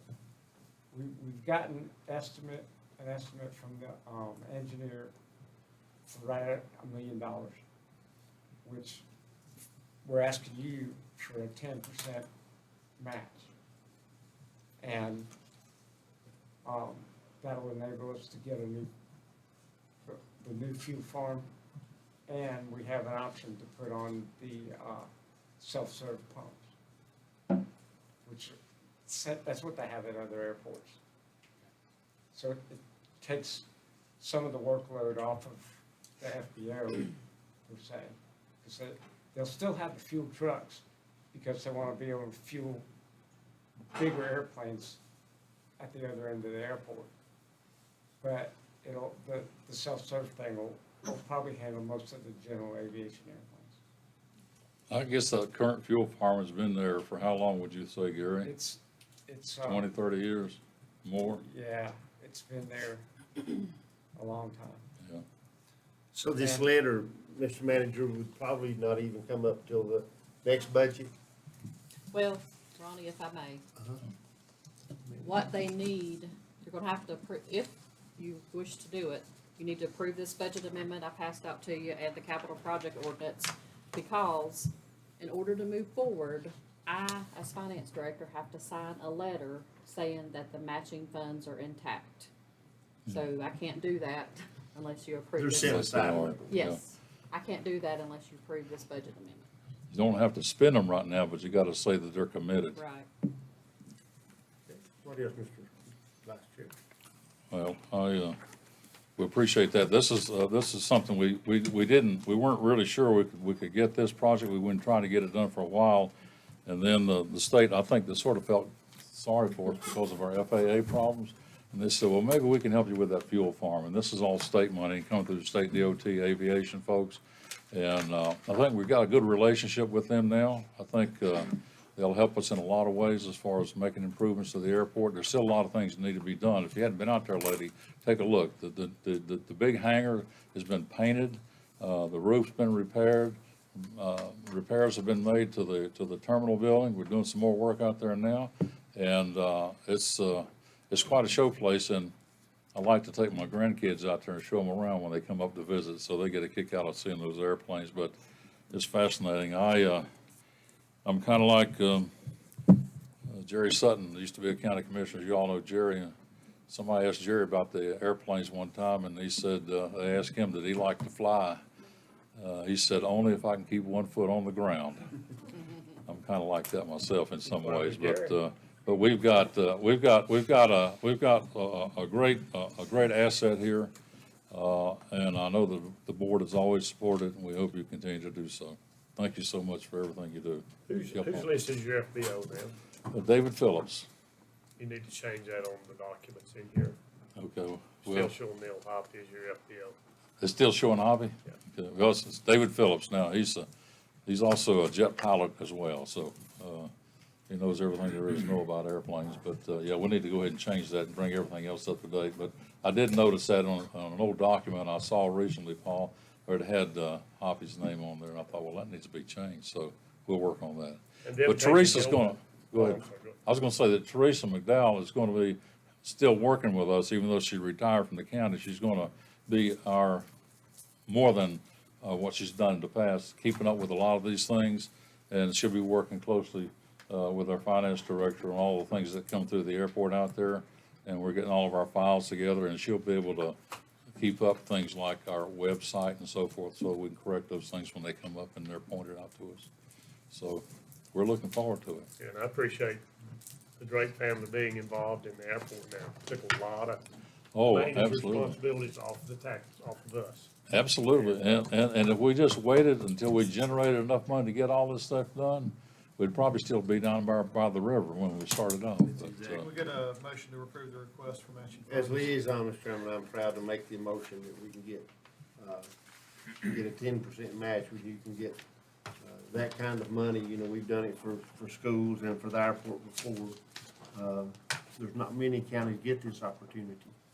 And so I'd make a motion that we authorize our finance director to authorize a letter, however she sees fit, and that we approve the budget amendment as listed. Need to approve a budget amendment and capital project ordinance. And the capital project ordinance. Thank you. We have a motion by Commissioner Bill, a second by Commissioner Shields. Any further discussion or questions?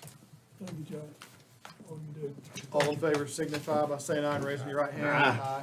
Thank you all. It's good to see you all again. Thank you. Good luck to you for the rest of your meeting. Good luck I to may you not too. stick around for the rest of it. You Come burned it on, all Jack. up, it won't be anymore. When is the mayor, when is that? The municipal election is November the 2nd, so if you live in town, you can vote. We have, November the 2nd, we're gonna elect 3 council members and a mayor, and my name's on the ballot for mayor, and nobody decided to run against me, so there's a good chance I might win. You know, guys, I know, go ahead. We got people leaving and coming in. Thank you, Gary. We'll make a shift Thank in you, the Gary. agenda here. Bye, Jay.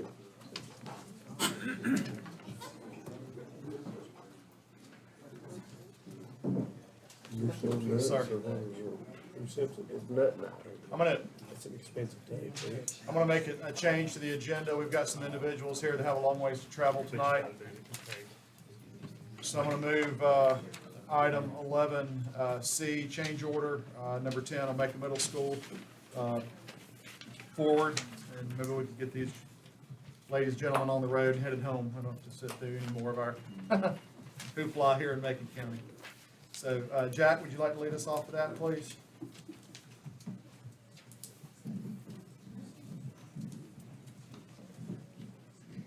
Thank you, Jack, for being here. You're very welcome.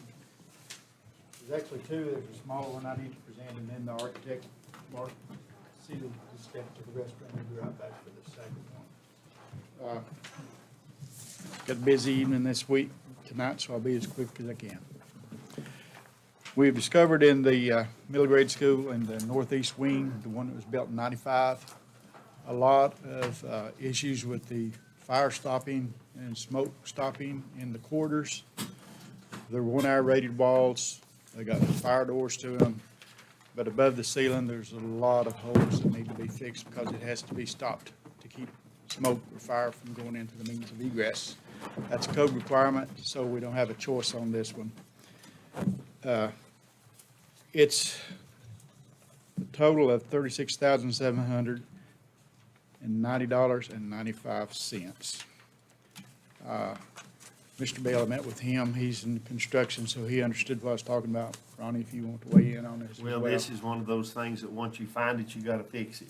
There's no going around. You can look back, probably to when this was first constructed. It should have been done at that It should have time. been done. But, Mr. Chairman, there's no getting around, the building code. It was in the building code then, but it's gotta be repaired now because it can affect everything from getting our CO to our insurance going forward. Yes. So, this change order and for the work they have to do, frankly, I will tell you, I was surprised, at the amount. I figured it'd be much higher after we looked at what all had to be done. So, I'll go ahead and make a motion that we approve this, this change order, and that money be taken out of the contingency for the project. Lori, it's been a month. Remind me what contingency is, please. Remind you what, I'm sorry. How much is left in How contingency? much is left? 635,044. Okay. So for this one, Ronnie, if you're okay, you're approving the change order number 11 and approving the budget amendment. Can we make it around $36,791 from contingency? That's exactly what I was going to say. Thank you. As a liaison to the school system, I'll second that. We have a motion by Commissioner Bill, second by Commissioner Shields. Any further questions? All in favor signify by saying aye and raising your hand. Aye. Aye. Thank you. Jack? Now introduce- Was that number 10, or they're gonna address number 10? That was 11, they're gonna address number 10. And address number 10. This is Mark Seeley, Chris Coleman from SGA Architects, or architects on the project. Welcome back, gentlemen.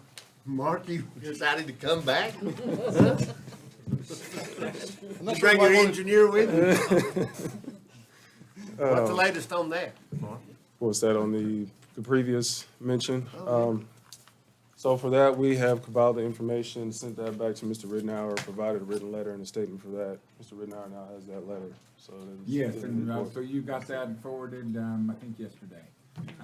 Spoke with Mr. Morgan about that, and well, I don't want to take words out of his mouth, but I understand the issue. So you're looking at me curiously, like you want me to say something else. You're the lawyer, you get paid to talk, I don't know. I read the letter and felt, I understood a lot better after reading the letter as well. I'm not an attorney by any means, so I think once y'all read it, if we have any questions, we'll discuss. That engineer is no longer employed by you, as we understand it, right?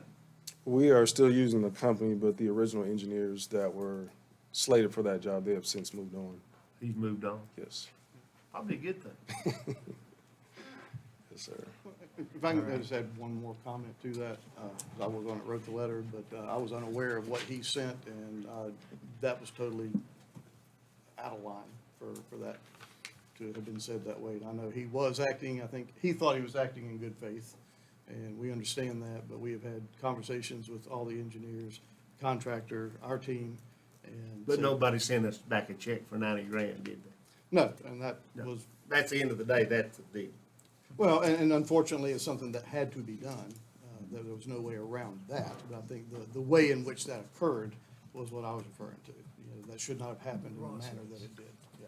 Process. Right. All right, let's move on to number 10, change order number 10. Yes, so for change order number 10, in conjunction with what Jack Morgan was describing in the northeast wing, this change order number 10 is addressing the accepted alternate to replace the air handler unit in the basement. We are presenting this information in real time as we have taken the lessons learned from the previous presentation. To date, no work has been done on this, and we are just now getting the figures as you are seeing it. As related to the correlated work for that air handler 12 in the basement, that figure which you are seeing before you, and I will address that figure as we speak, that is related to what the information and discovery information as we have found outlined for the scope of work that has to take place in that basement. The first item of agenda on that is quite simply to get the new unit in. There needs to be a set of double doors, 2 3-foot leaves that need to be cut into the existing wall to get that unit in. Currently, as of right now, there are 3-foot leaves that you can actually access for a person, but there's no way physically to get the existing boiler units out of that basement. Also, with the air handler unit, we, at the request of the district staff, we changed the system. The current systems that are in that basement are boiler units. We are now changing over to a gas-fired unit to make everything a little bit more consistent at the school.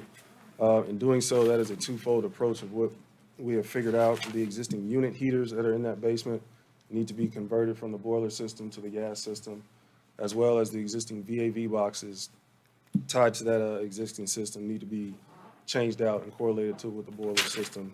With the VAVs, currently, yes, you do have the option of installing that unit currently with using the existing VAVs, but you would have no controls similar to what you currently have now. So to put it simply, you may have hot zones in your center core classrooms in that space with no way of controlling them. So that's part of that outlined cost as well. Next itemized in that is just the electrical scope of work involved with bringing that unit online, as well as bringing the new VAV boxes with electric reheat coils and that for the heating side of that. Miscellaneous structural steel to support the existing wall in that basement from a foundational standpoint. Painting and hardware associated with that new door. All in total, that brings the total to $124,709,000. And also we have here with us today is Frank Harris with New Atlantic Contracting on that. And once again, we are presenting this information in real time. So to date, no work has been done as we, took the lessons learned from the previous presentation. Open it up to questions. Mr. Chairman, unlike the other project that was told, give us a bill after the work's done, this one, there's always been a problem at this school, as those of us who's been on the liaison for many years know, they've always been a school of regulating the AC and the heat. Sure. And I think over the years, we probably way surpassed what this change order is and extra cost of what that has cost us over the years. Sure. I'm sure that this includes the new modern thermostats, the control thermostats, the reset thermostats. Yes. And with everything that goes with it. So, of course, it's up to this board, Mr. Chairman, but I know this is a big chunk out of the contingency. But for the overall work of what we're putting into this school, I think this is whoever, if Jack caught this or whoever made this, because I mean, one of those systems down there, they don't even make these systems no more. That's in the school now. You can't even get, there's a lot of them you can't even get parts for them. Sure. So, and to have one worked on when they go out, we've been down that road too. Yep. So, No, I can say definitely with this new unit, it will make the school, especially for that 95 edition, a lot more energy efficient in the way that operates, so it should help with your it's never monthly power worked well. bills. It's never since the day, I know for 20 years it's not worked well. Yes, sir. So that's just my input, Mr. Chairman. So that would leave us, if we take 124,710 out, we'd leave how much? And if you take that plus taking the 36,791, you're left with 473,544. Do you see any foreseeable things else that's gonna cost big ticket items like $5? One for $495. No, I think, we hope not. We've been through most of the major systems, and I'll let Frank speak a little bit to that if there's anything. But I will say that there is an issue now that we are looking at. One thing that has been discovered, and we're trying to work around it, and that is electrically, in this building, there was initially, and on the original drawings, a 400 amp panel. At some point in time, that panel got upgraded to a 600 amp panel. So what the information we had when we went into the building, we see a 600 amp panel. We're now finding out now it was originally a 400 amp panel that got changed, and some of the feeders were not all upgraded with it. So right now, we're looking at that saying, well, you can't have that. But what we were exploring was, okay, the first thought is, okay, we've got to redo all the feeders and all the wire. That's a huge expense. So what we're looking at is, can we subdivide that panel, provide another smaller panel, and there may be some other options to that to avoid having to do that. But that was something, again, unforeseen, something that happened in the past that we're now uncovering. So but that's being worked on right now as well. And to kind of piggyback on what he's saying, the task of what we're taking now is the option was to monitor, for the electrician to put monitoring systems on that panel for the next 30 days to really figure out what kind of amps that those panels are drawing. That way, if we can really understand the amperage over the course of the next 30 days, then we might be able to find it more cost-effective. And conduit now is just as much as the wire. Yeah. You can't make that up. No, you cannot. Well, the question is, as you know, it's a 600 amp panel, but they haven't been blowing breakers. So obviously, did they need it? We don't know. We don't know what the history was of why that was changed. So it could very well be it could just drop back down to a 400 amp panel. Understood. But we want to understand that first. So. Thank you, sir. I mean, I do have to give you just a little bit of a tough time. If this system has been acting up for 20 years and it's that dilapidated and out of date and that bad of shape, I mean, why is it a change order? Okay. Like, why are we spending $125,000 at this point in the game? That should have been on the original scope. No, fair question. Fair question. Fair question. In the beginning of this project, and some of y'all that were around originally in the scope, when we were scoping the project, scoping the budget, there was a lot of concern about how much all this was gonna cost. One of the things that was taken out of the project was work in that basement. We went from a 112,000 square foot building, and they said, okay, we're not gonna do anything in the basement. We're only gonna look at a 105,000 square foot building. But we do want to look at that air handler that was down there. And so that was end up putting into the bid as an alternate. And at the time, it was like, just to get a price on it, to see what it was gonna cost. So that's why we have that as an alternate and not a part of the original scope of the work. Once that alternate was accepted, because bid day was a great day here, no doubt about that. It was a really good bid.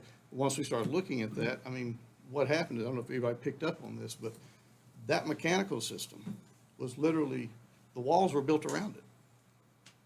And who would have thought? And after we got to looking at that system, we figured out there's no way to get the existing system out, much less a new one in. Correct. After doing some investigation, we could see on the wall where they actually laid the block up, where they got the system in and out. So a lot of those things, and there was electrical conduits and things on that wall in front of it, so it started snowballing. We had not looked at doing work in that basement, so we weren't aware that the unit heaters that were down there, they need to change too, because we wanted to go to a gas system. Again, we could have made the system work without replacing the VAV boxes up front. It would have been less control. If you're gonna do this, as Mr. Bill said, replace the system and get a good operable, proper working system. So that's why the additional cost. I agree, while you're there, now's the best time. Yeah. But it's hard Yeah. to see $125,000 change orders. Frank, did that system ever have a return on it? Did it ever have a decent return, since it was put? It never did. No, sir. It couldn't have. Can I get this motion to approve or disapprove? And get us rolling on I make a motion as liaison to the Board of Education that you change order 010 Okay. on Macon Middle School at the cost of $124,710 be approved. Have a motion by Commissioner Shields. I'm gonna reluctantly second that. All right, we've got a second by Commissioner Young. I've got a question. Lori, I noticed on there that Not a they, fan of the project anyway. on that invoice from Sensible Air Systems, or the estimate from them, that there's sales tax on that. Do we get that sales tax back? And also, I noticed it's at 7% versus 6.75. Is that not paid in our county? Or how does that work? If the equipment is shipped here, it would be our sales tax rate, but I don't know where that company's located. If they're located in another county But and we're it's paying the bill shipped, here, aren't we? if shipped to their county, then it's their sales tax. But yes, to answer your question, each time the contractor turns in a pay application, he has to turn any sales tax that for items he's purchased, and the subs do as well. Okay. And then every year, at the end of each fiscal year, we file a return and we can claim that and get it back. Okay. Did you get your question there, what we were asking? Yeah. Yes, sir, I did. Okay, good. And just for that, but, change order number 10 was 124,709, just to correct the record. And I also need the budget amendment from contingency, please. Thank you. We were rounding it up for you. You don't have to round that one up, you just round cents. Okay. And that be taken from contingency. Yes, taken from the proper We've contingency. got a motion from Commissioner Shields, second by Commissioner Young. All in favor signify by saying aye. Aye. Aye. Thanks, gentlemen. Thank Safe you. travels home. Thank you. Thank you. Thank you. See you, Chris. Thank you. All right, Mr. Manager, you need a break before we start, or are you ready? Everybody ready? This one may take 2 hours. Just kidding, just kidding. All right. Item 10, old business, consideration of revised county pay scale. Mr. Manager, I know that you've been working on this for several months, and I know just from my daily conversations with you that it's been on your front burner, large burner on the stove for quite some time. So I know you're ready to get this one off, and we can move something else up there for you. So looking forward to hearing your presentation. I know how hard Yes, you've been sir. working on it. Thank you, Mr. Chairman. Thank you, Board. And as you were saying, it's not going to be an hour. It's going to be brief. And unlike our last presentation, this is some good news. It's under old business because it's old news. And I'm happy to stand here and tell you tonight that we have accomplished what emerged as the top priority for the fiscal year 22 budget process. All right. How about plugging mine up, Jimmy? Plug it in.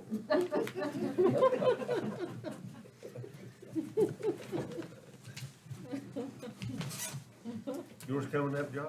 No. Is yours on, Paul?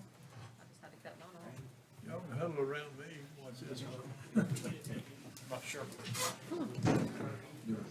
There you go. That comes out of the sheriff's budget. I'm not sure. Let's put this on their budget too. Yeah. I'll look at your You shoes. just have to press the button. We're not getting any power to them for some reason. The switches are on. I'm not sure. It's working. Kick it. Kick the table one time.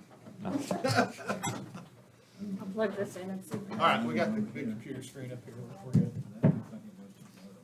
Okay. Just to reiterate, just happy to tell you that I'm able to stand before you tonight and inform you that we have accomplished what this board sat at, as the top priority for the fiscal year 22 budget process. Not only have we been able to accomplish this, we've been able to accomplish it within the revenue parameters that had been established. And really, it goes back further than just to the budget work session this year. It goes back into fiscal year 21, which we originally intended to do something with the pay plan in fiscal year 21, but as we're also familiar, COVID happened and life changed after that. But nonetheless, here we are today. We've addressed a problem that is actually a twofold problem. One of the problems is we had had no adjustment to our county pay scale since fiscal year 2014. And that came following the Springstead classification and compensation study. They came in 2014, recommended new minimum pay levels for each of the pay grades, and raised employees accordingly to those new minimum salary levels. Now, what happened in 2014, while these employees that were coming on would be hired at the new salary level, Springstead failed to adjust the employees that had been here 5 years or 6 years, or that might be just above that newly established minimum. So you had instances where this employee got moved up that just came in the door to this new minimum, but this employee that had been here 5, 6, 7 years sometimes was right there together or only making a little bit more than the employee that just came on. So about 4 years into that, after I came on as county manager, we established the pay plan committee, and we came in 2017 to address this issue of compression. As each of you will recall, that was in the budget at that time. 4 years have passed since Springstead had came in, and that was our primary goal with that study, was to address only those compensation issues and get that pay scale stretched back out, get those folks that had been here through the pay scale and advance them to where they needed to be. Meanwhile, our pay scale was 4 years old at the time. Now advanced here today, now the pay scale is 8 years old. So not only are we looking at an 8-year-old pay scale, we're looking at employees that were advanced at that time through a then 4-year-old pay scale that has now became an 8-year-old pay scale. So with that problem, we've also seen, which as each of you businessmen are aware, rising wages in both the public and private sector. Warren and I were talking today, it seems like in the last 8 months alone, how that things have just seemed to skyrocket. So we're dealing with that twofold problem. It's created a difficulty in our ability to be able to recruit highly qualified and highly trained employees. As you can see here, with public safety, which many of are here tonight, and thank you for being here, 21 vacancies within our public safety department alone. And that's the departments, that's Warren and the sheriff. Throughout those departments of EMS and the sheriff's office, we have 21 vacancies right now. Health and Human Services, Kathy's here with us tonight. Patrick's here with us tonight. 18 of those vacancies are within Health and Human Services, and we have 8 more throughout the organization. Now, at 47 vacancies, that's about 13% of our 360 employee full-time workforce. So that is definitely creating a problem, and I'm sorry that you can't see that on the screen. We'll have to put that in next year's budget. But not only is it presenting us with difficulty in recruiting new employees, these vacancies by themselves show that we've had trouble retaining those employees that we had. So what was the solution to that problem? It's a simple solution. We knew going into this thing that we had to develop a compensation program for Macon County that would be in line with what we were seeing in the market for each of the positions. That would make us externally competitive, but we also knew that we had to remain internally equitable as well. We couldn't get back, the little history lesson that I gave earlier, we couldn't get back in the same situation we did with Springstead, where we came in, adjusted the minimums, and didn't advance the existing employees through the pay scale and be right back where we were in another 4 years. We wanted to completely fix this problem, not only become externally competitive, but avoid that compression and remain internally equitable. What tools do we use to do this? We used, as you'll recall, in February of 21 at the budget work session, this board authorized the funds necessary to contract with a third party to do an independent market analysis of our pay scale. We contracted with Gallagher Consulting. They've been doing it a while, since 1981. They're a very reputable name in the compensation consulting practice. What did Gallagher do for us? The main thing Gallagher did was conduct an independent survey of 34 organizations, 22 of which responded, so we had a good focus group there. And this survey was focused on collecting salary data for 77 benchmark jobs within our organization that covered all major functions. We currently have, beginning in February, we started meeting weekly. The pay plan committee, which I will talk about here in a second, began meeting weekly with Gallagher in February and continue to meet with them through this day, discussing their findings as well as their recommendations, which have been incorporated into the final product. We used the UNC School of Government. So not only do we have that third-party analysis, we didn't want to put all our eggs in one basket. We wanted to have multiple sources. We wanted to look at this thing from all angles to be sure that we were getting it right and to be sure that we were nailing this with respect to where we were in the market. So the School of Government produced the county salary study in April of 21. And what this is, it shows you the salary levels for all counties across the state in all county positions for those counties that reported. And sometimes counties report, sometimes they don't, but most of the counties do report and respond to this, as it is acknowledged with all counties throughout the state as being a reputable source to go for this salary information. So using this, we could see what was going on in the state with respect to the pay scale, as well as the information that Gallagher was providing us. We could also hone this down and look at counties that were similarly populated to Macon County. So we narrowed this search. Not only did we look at counties across the state, we looked at counties that were similar in population from 26,000 to 46,000. We saw what they were doing, and that gave us a good feel for where we needed to be as a county with a population of around 38,000 now. We also looked at information provided by the Southwestern Commission. They released their salary study that they conducted for our 7-county western region, all counties and municipalities. That was released in March of 2021. And this gave us the ability to see what was going on in our region.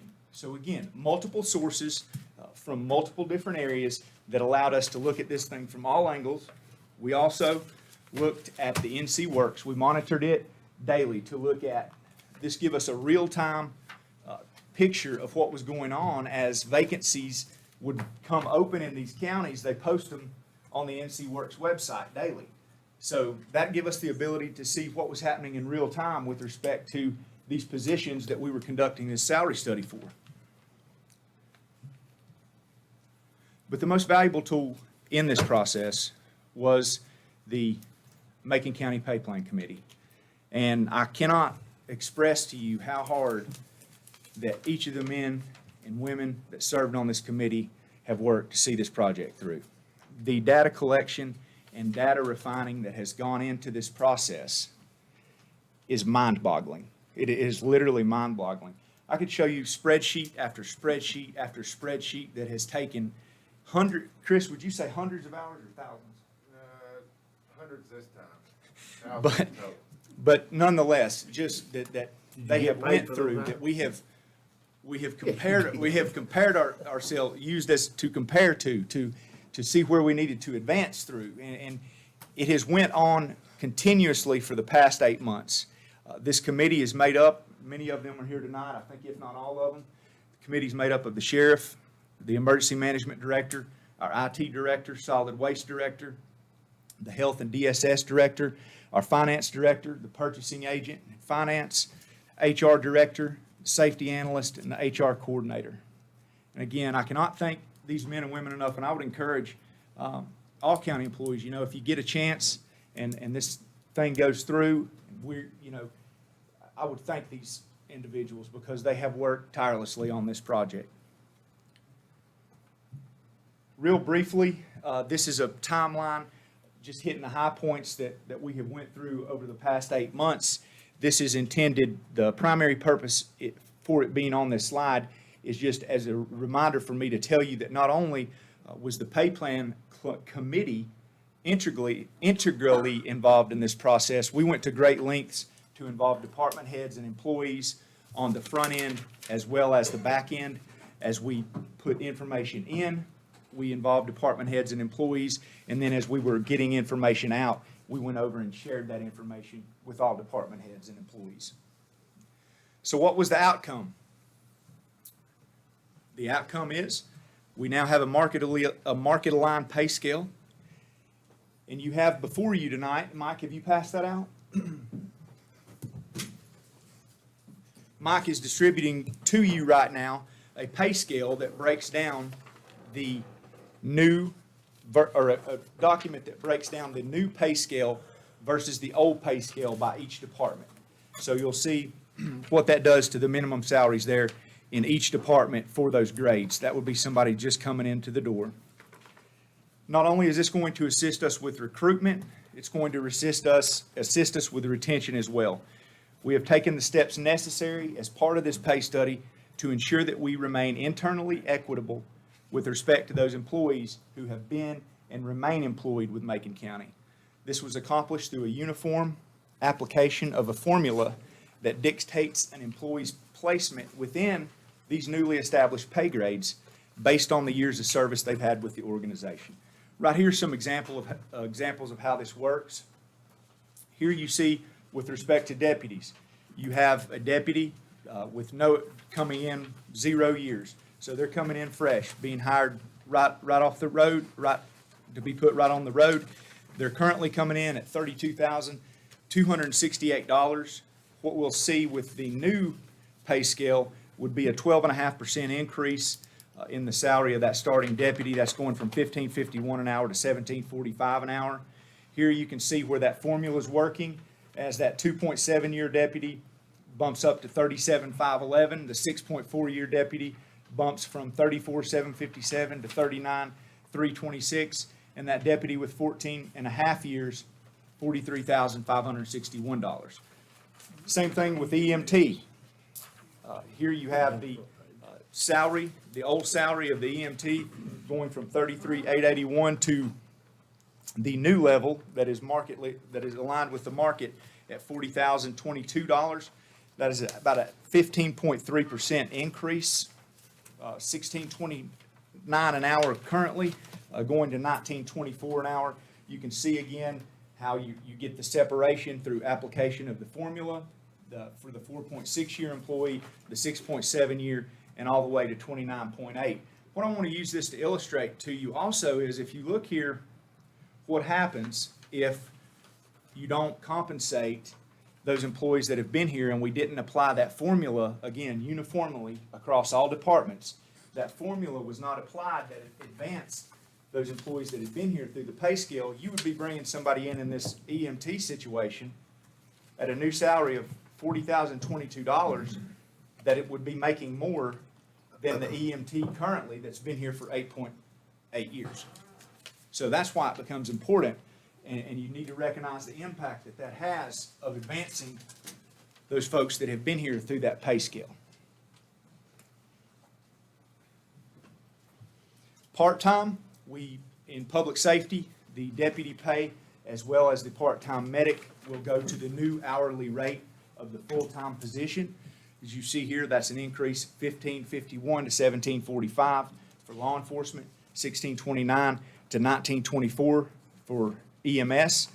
Transit operator pay will also be increased to the full-time operator new salary level at it will go from $12.16 an hour to $14.36 an hour.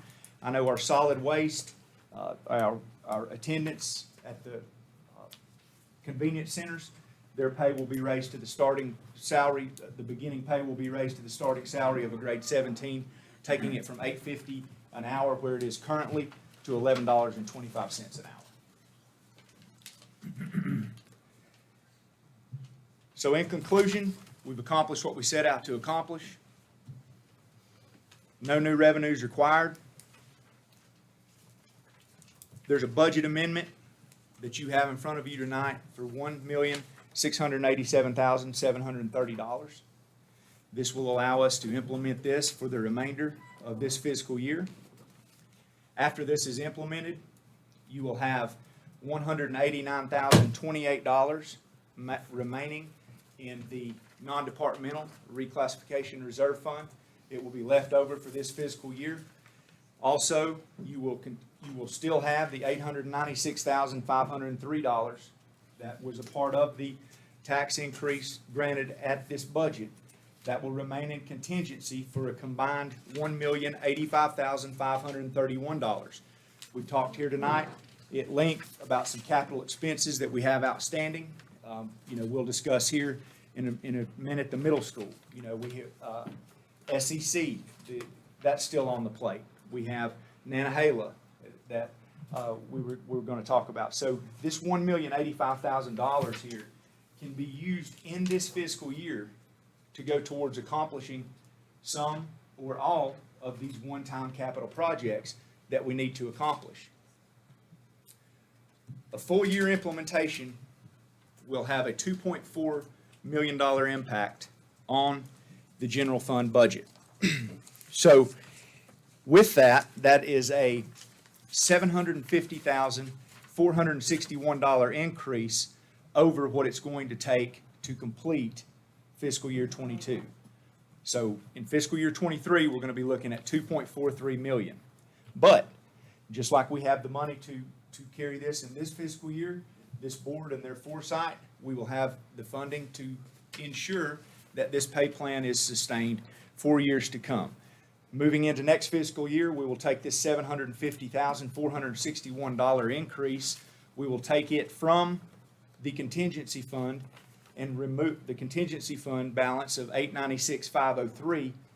The remainder of that tax increase, we will remove it from there into the salary and benefit line items where it will stay forever to continue covering the cost associated with implementation of this pay plan. If nothing else changes and everything remains constant as it is right now, which, they're looking at a 1.2% increase from the retirement system, but we've done a good job with our health insurance, rates will be flat there. That's probably the only thing, if we can discuss moving forward with this thing, but at all else static, there's still money on the table. $146,000 would remain in this contingency fund. You combine that with the $100,000 that we had already appropriated, and that just goes to show you that we can accomplish this, and there's still money on the table. So with that being said, I'm happy to take any questions. I'm happy to. Derek, let's talk just a minute about, there's 3 positions here that we don't no longer have, or I don't see it in the foreseeable future. Dental assistant, dental hygienist, and dentist. That comes to $181,000 right there, just those 3 positions. We still have child dental. We still have child dental. You still what? Have child dental. But is that the true? I just can't believe that 3 positions equals almost $200,000, and it will be over 200 when you add the. Mm-hmm. That's just for child dental? The dentist, it's a full. The dentist is The dentist is a charge, full-time dentist, yeah. Full-time dentist, yeah. Where was he at when we had the dental program?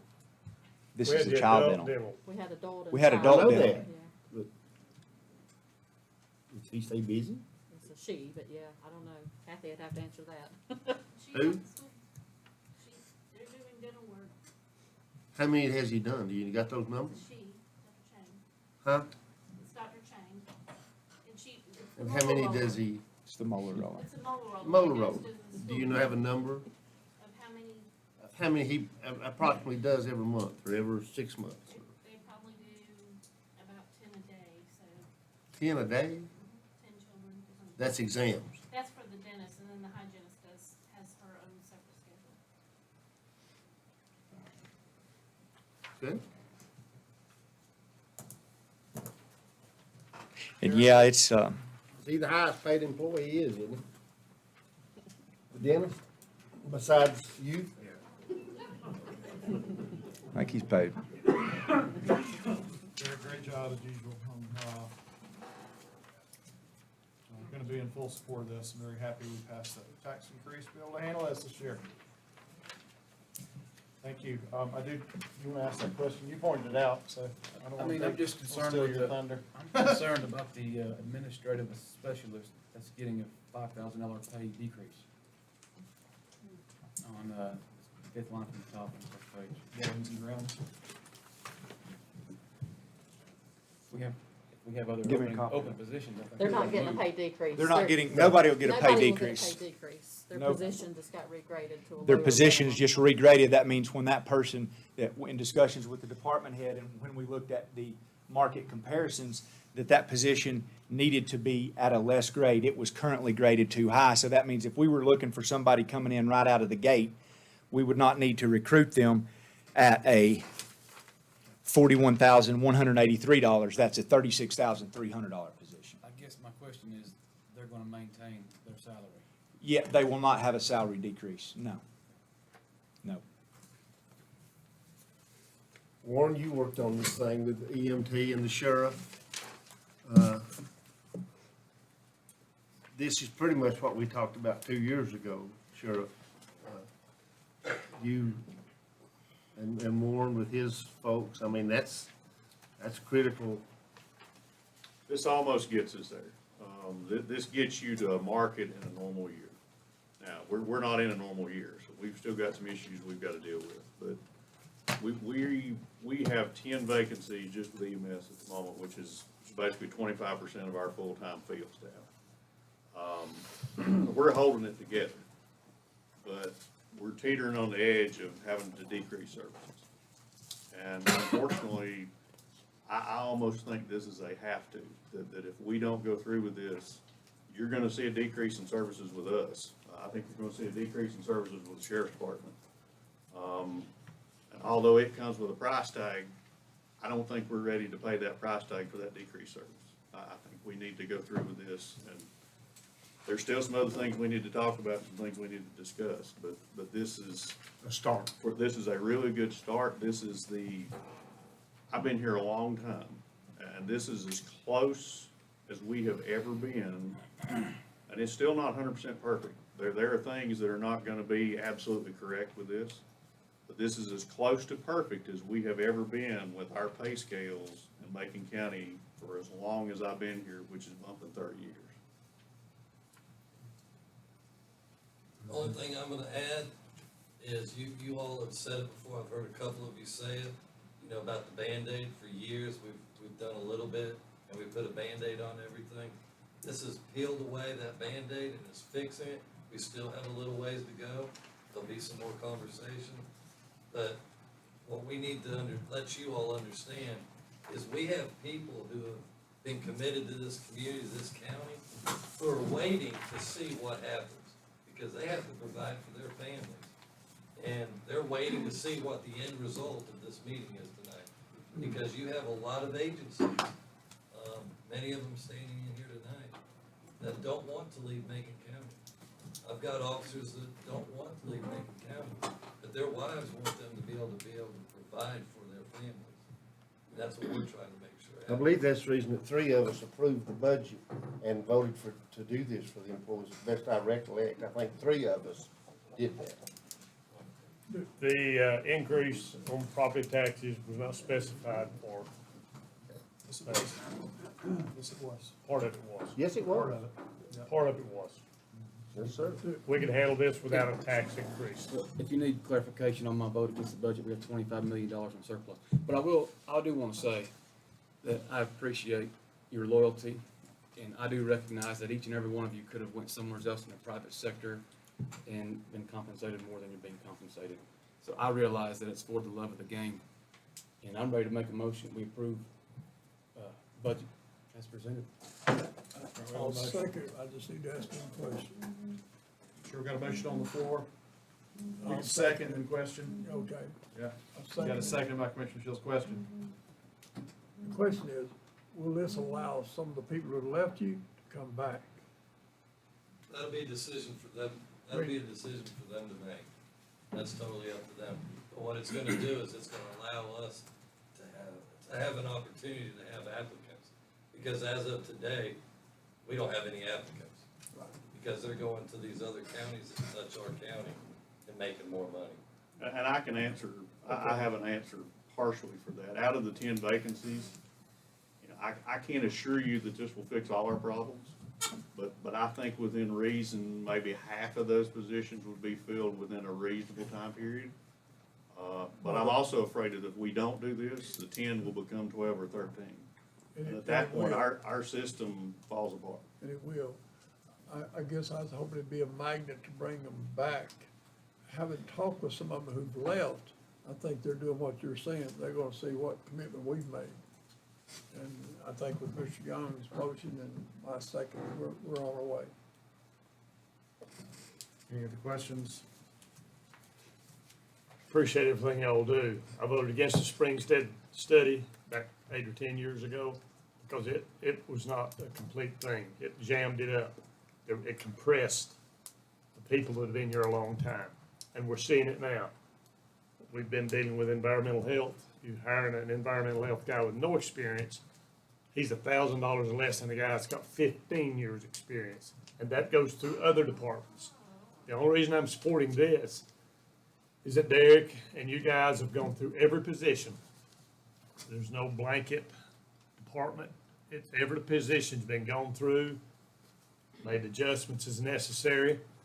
And Josh and I voted against last year's budget because there was a $2 million increase that we took from your property taxes. We increased your taxes $2,000 last year.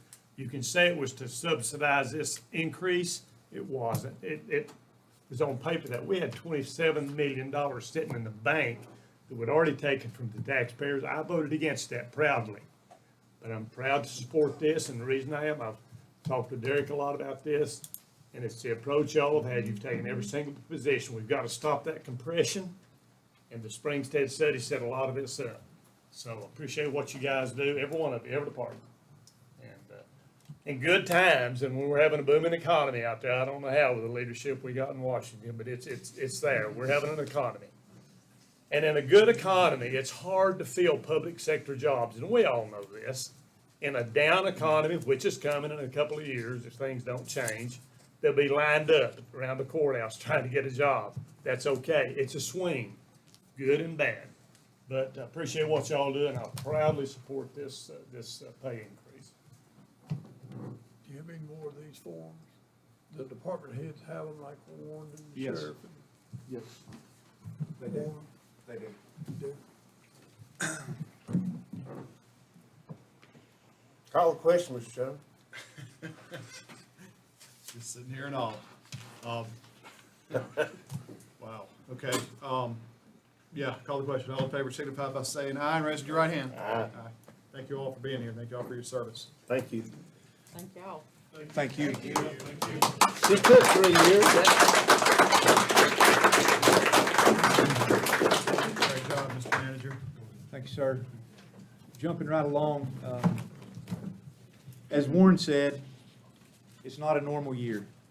And, you know, just after coming off spending $2.4 million of our money, which is money well spent and money well deserved, and something that everyone in here should be proud of today.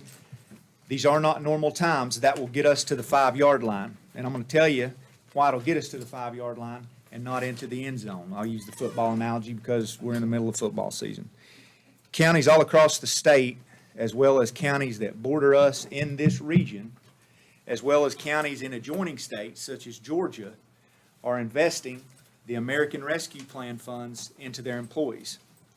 Now, we've received $6.94 million in American Rescue funds, just like these other counties.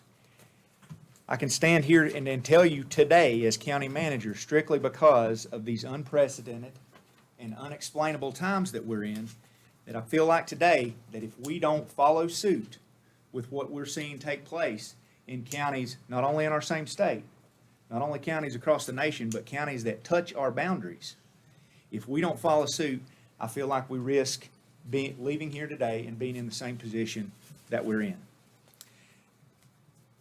This is, as you'll see here, the use of premium pay for essential employees in the policy before you that has been reviewed by our county attorney. We've reviewed it with finance, with HR. That gives us the tool to be able to do that for all county employees. And again, this money is money that was unexpected, unanticipated, but it has came to us, and one of the primary uses that is authorized, which is what all these other counties, is to support those who have borne and bear the greatest health risk because of their service in the public sector. And what are we talking about? We're talking about, of course, these men and women that are sitting in here tonight with the uniforms on, with the that go out there and put themselves in harm's way every day. Your nurses at the health department employees.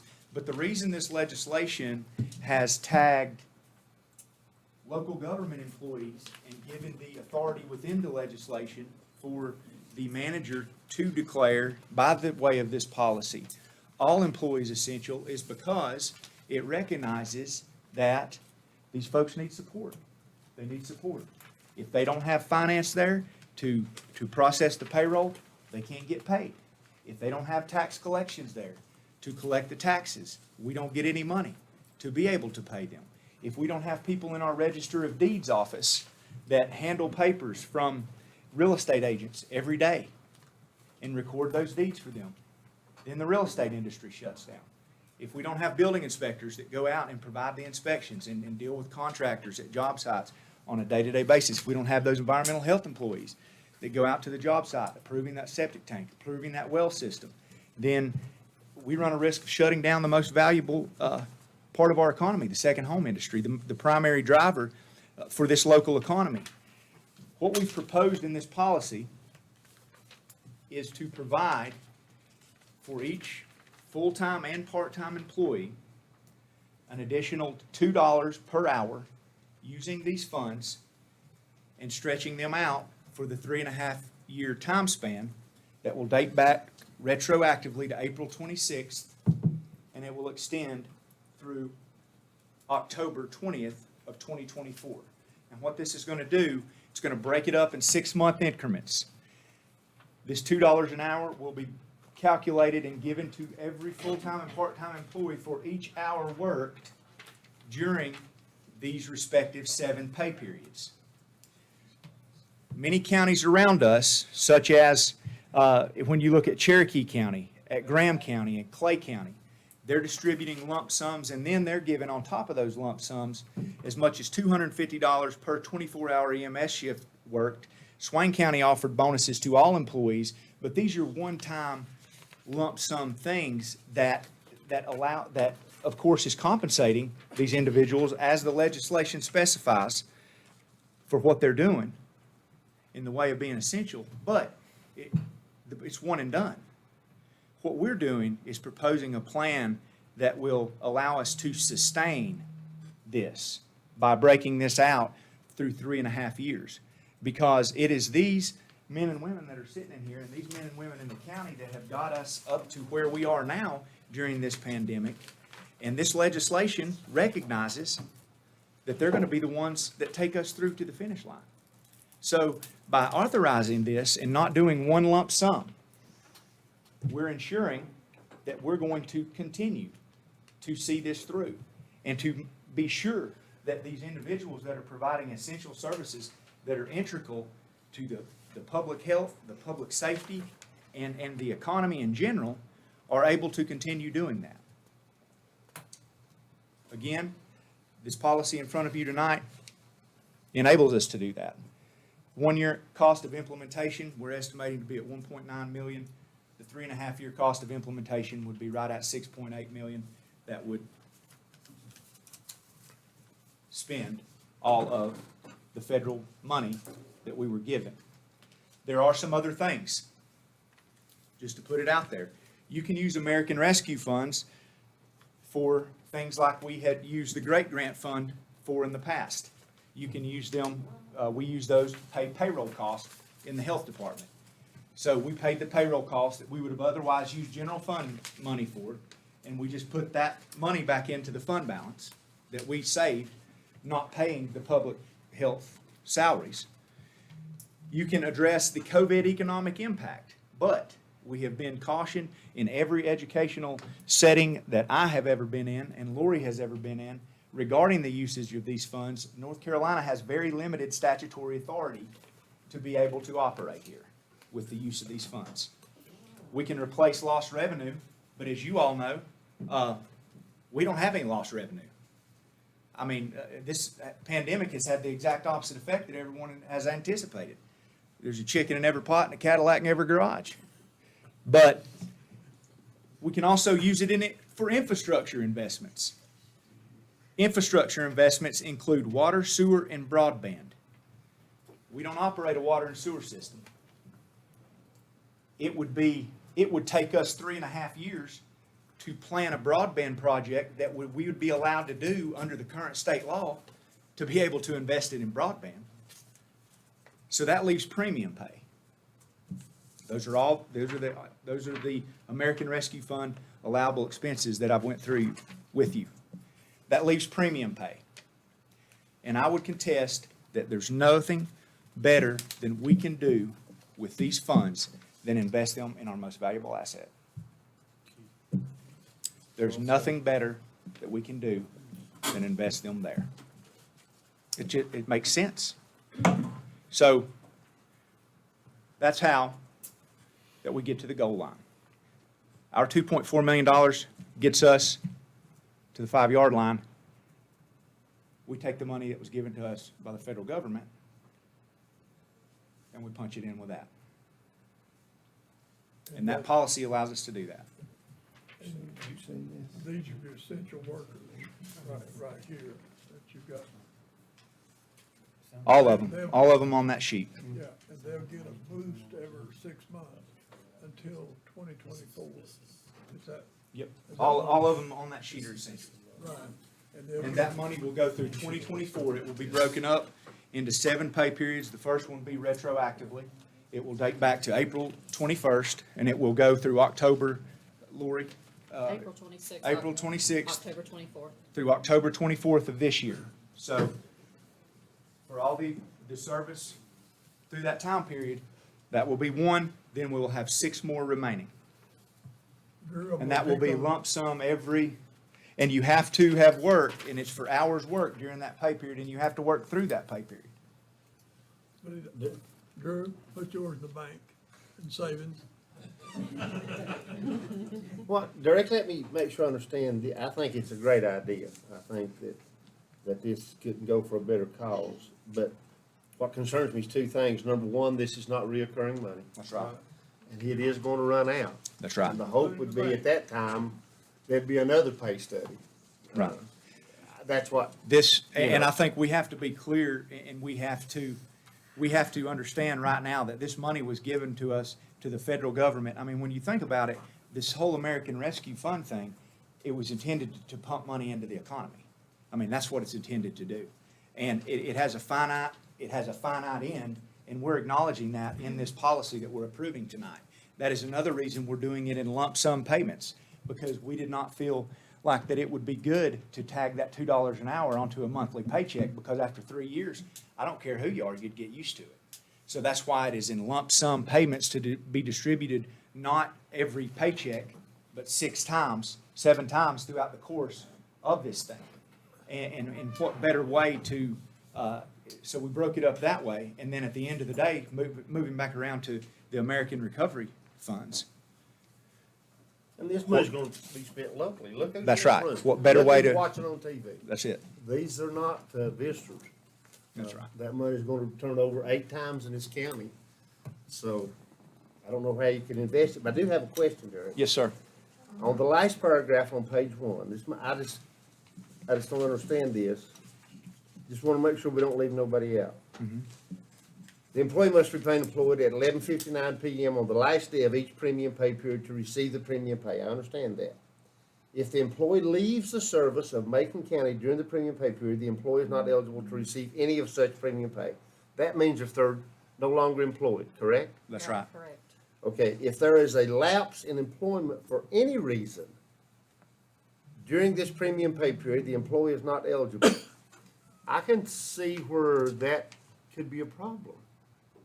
If they're not employed for any reason, I can't find nowhere in here where there's any recourse for somebody. When you say a lapse in employment, is that 1 day, 2 days, 1 week? Well, that's. What is it a would lapse be- in employment? I would assume that they would separate from county service and come back to county service within that same time. Right, that's not But that ain't counting. what it says. That would be a lapse, that is a lapse in employment, because if they are lapsing employment, they are no longer employed with county. That doesn't mean somebody that's not able to work because they're out on FMLA or out on sick Or for what, or some other or reason. workers' comp. Those That means people they are have still to, okay, right? they have to either Absolutely. be terminated. You have to leave county service during that 6-month period and then come back within that 6-month period.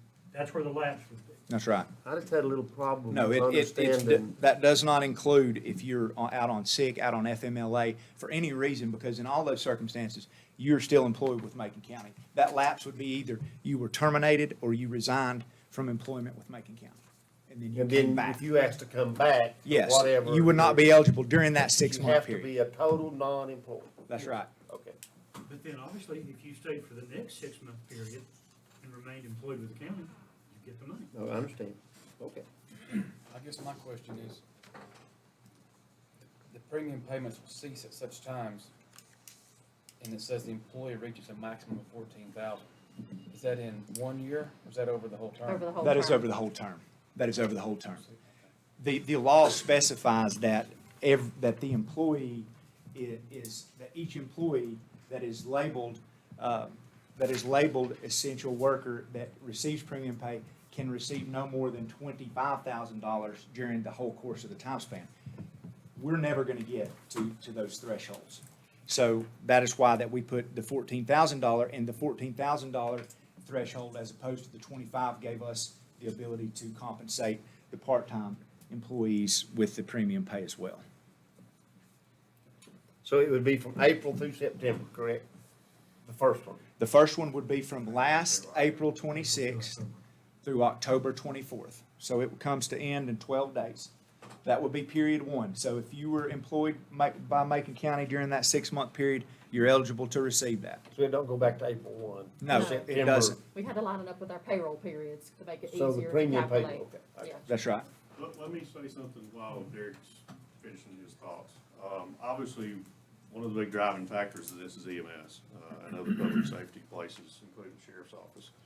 And what we found is we're competing with these other counties. I've got minutes in my file there that I'm not gonna drag out, where Cherokee County is doing $250 for every 24-hour shift that their people pick up. That's $10.41 an hour increase. It solves their problems. They didn't have any vacant shifts for a long time there. The problem we saw with that was that wasn't sustainable. We would fix the problem for 6 months, 5 months, 7 months. But that money would go away, and there's no incentive to retain these folks. And we have to be careful. We can't do things like retention bonuses with this, or hiring bonuses. We're competing with private agencies across the mountain over here that are offering $3,000 recruitment bonus.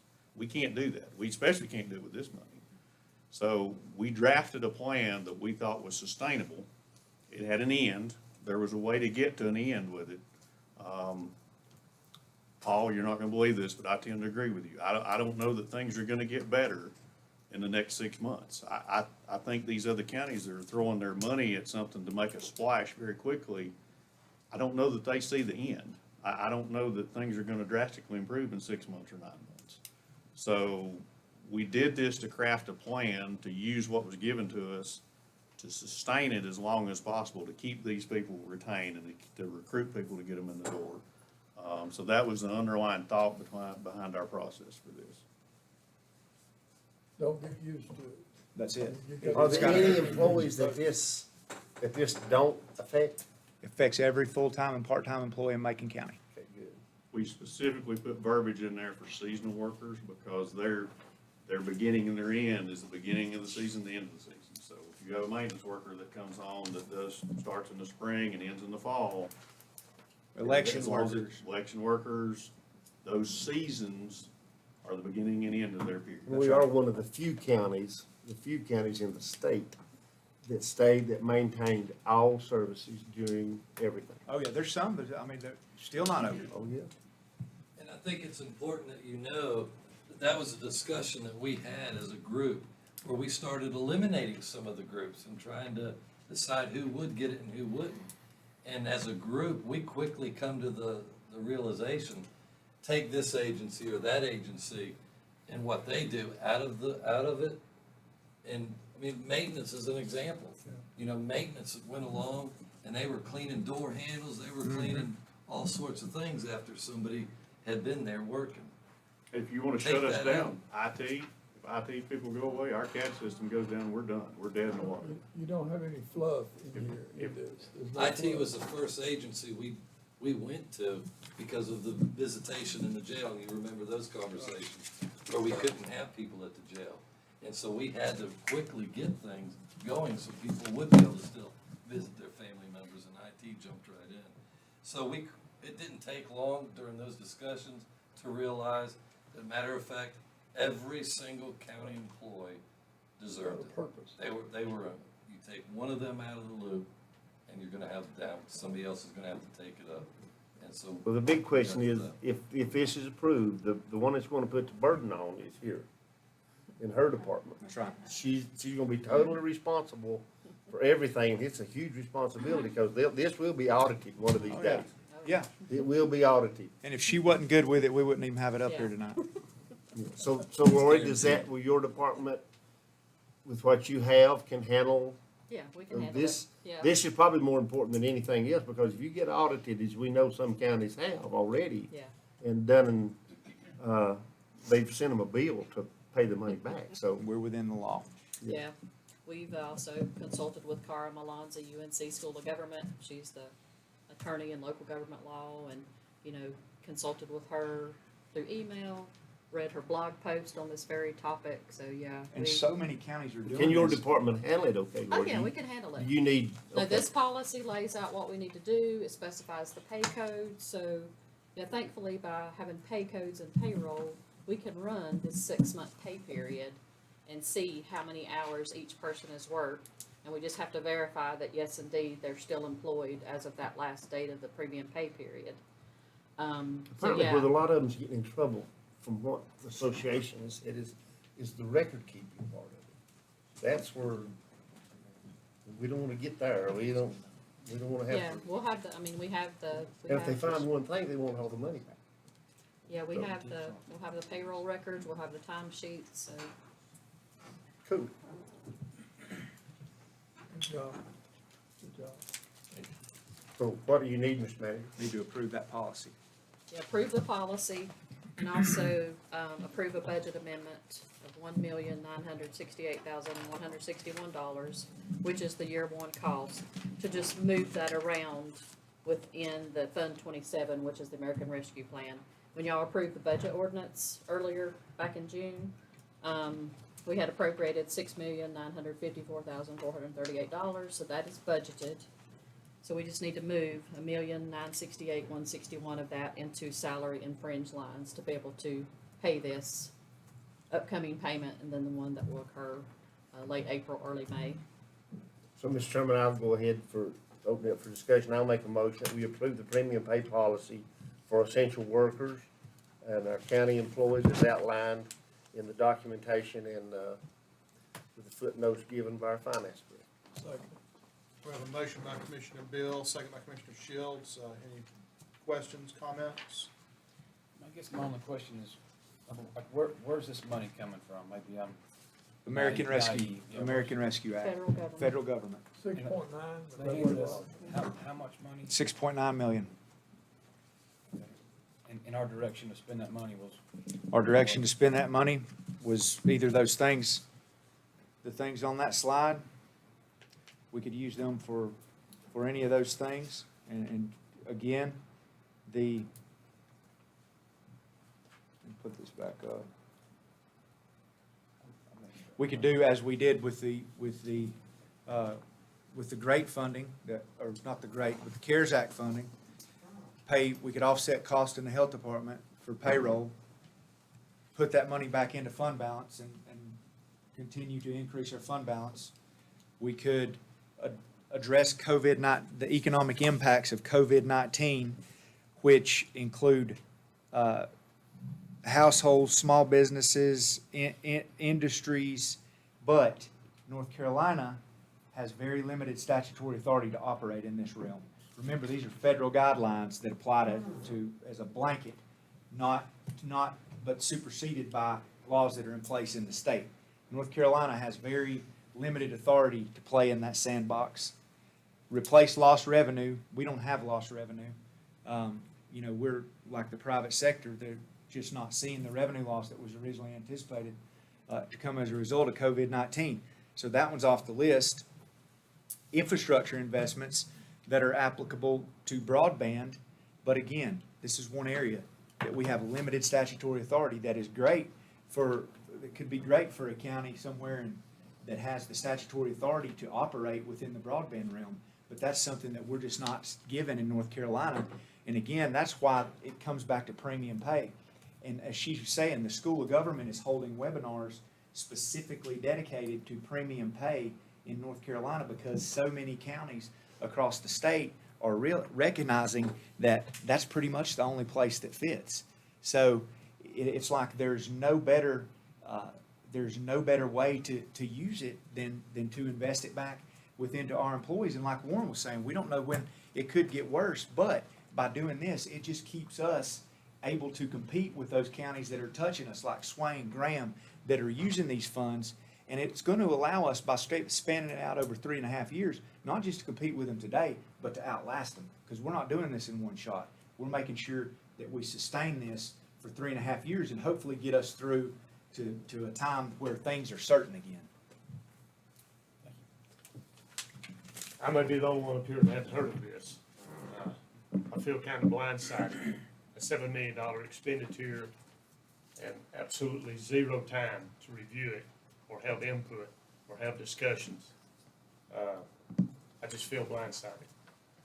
I will support it because I'm sure the full board will. But that's $7 million of taxpayer money that's been allocated without any discussion. I Certainly. thought we approved that, Lori.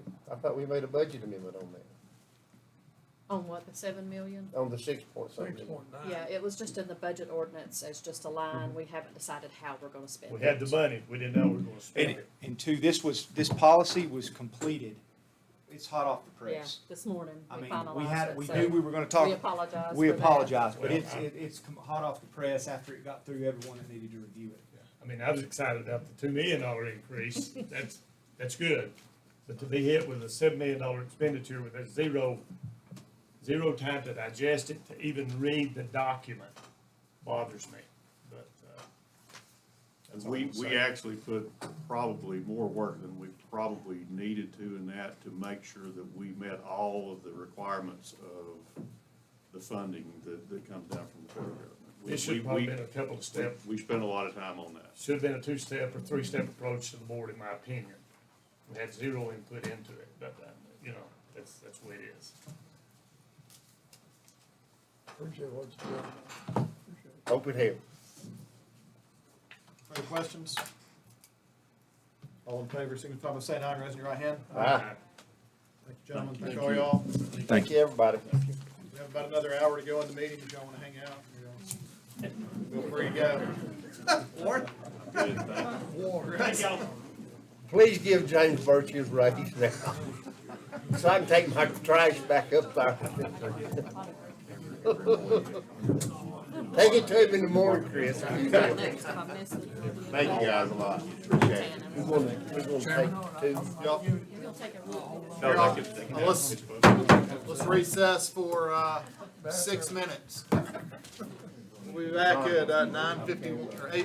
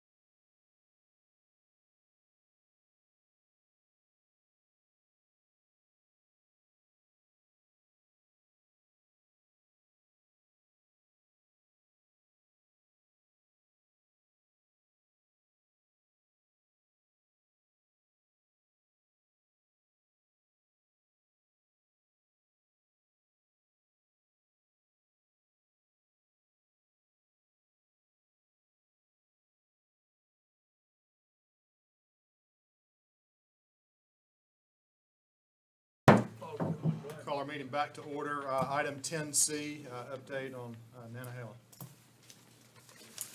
Yes, I have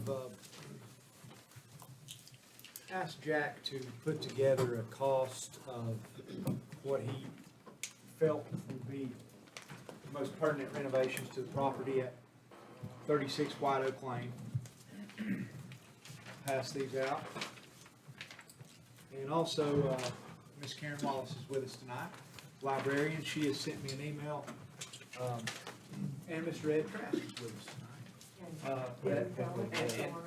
Yes, and I was just gonna say though, I think both you and Mr. Trask are being recommended for the committee that Commissioner Higdon established. But no, it's great to have all y'all with us tonight. We appreciate you being here.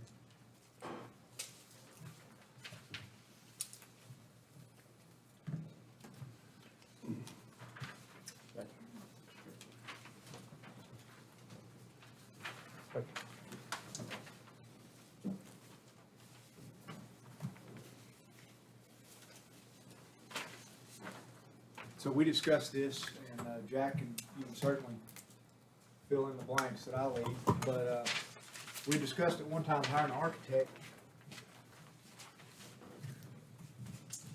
And after looking at it, Jack, these renovations needed at this building are pretty straightforward. If there's any questions, What's the latest on the broadband issue over there for internet?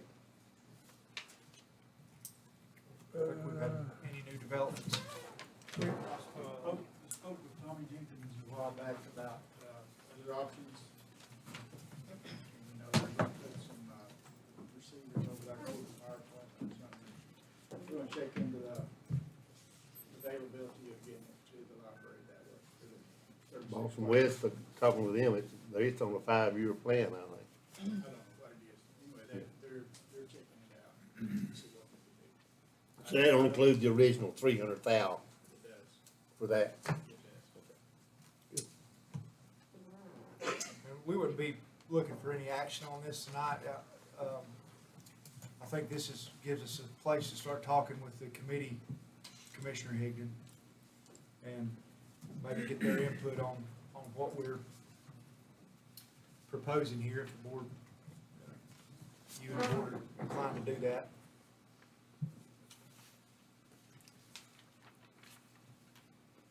Do we need to set a committee meeting, or? So we have the library appointees, and then you wanted two from the Nantahala. Just general community, yeah. We've got 2 of those. So you got 2 of those. I'll be happy to set up a meeting. I'll communicate it with Ms. Wallace, and I'll communicate it with you. Is it good at large? I'm sorry, there was a recommendation for 2 community club members as well, in the motion that Mr. Higdon made. That's been bandied around, yeah. So You get 8 people, 6 or 8 people in committee, probably won't get much done, but I think that's fair. 2 from the library. I was just responding to your, Yep. motion from last time. Did y'all get Ed, did you get from Randy, the private, or the general public? If it's representatives from the community club, shouldn't the community club choose those representatives? The community club? Yes, Yeah. we have not. I ain't talked to anybody about it. I just recommended two members for a committee to discuss what's going to be done with the building. 2 from the library, 2 from the community club, and 2 from the general public, not associated. The community club has to vote on those 2 from the club. And we won't have a meeting until November 1st. Whenever, that's good. We're in no rush, because I understand there's trucks parked everywhere over there now anyway. That's gonna be an issue, then we'll start working on it. And your meeting's the first Monday of November, 6 o'clock at the library. Yes.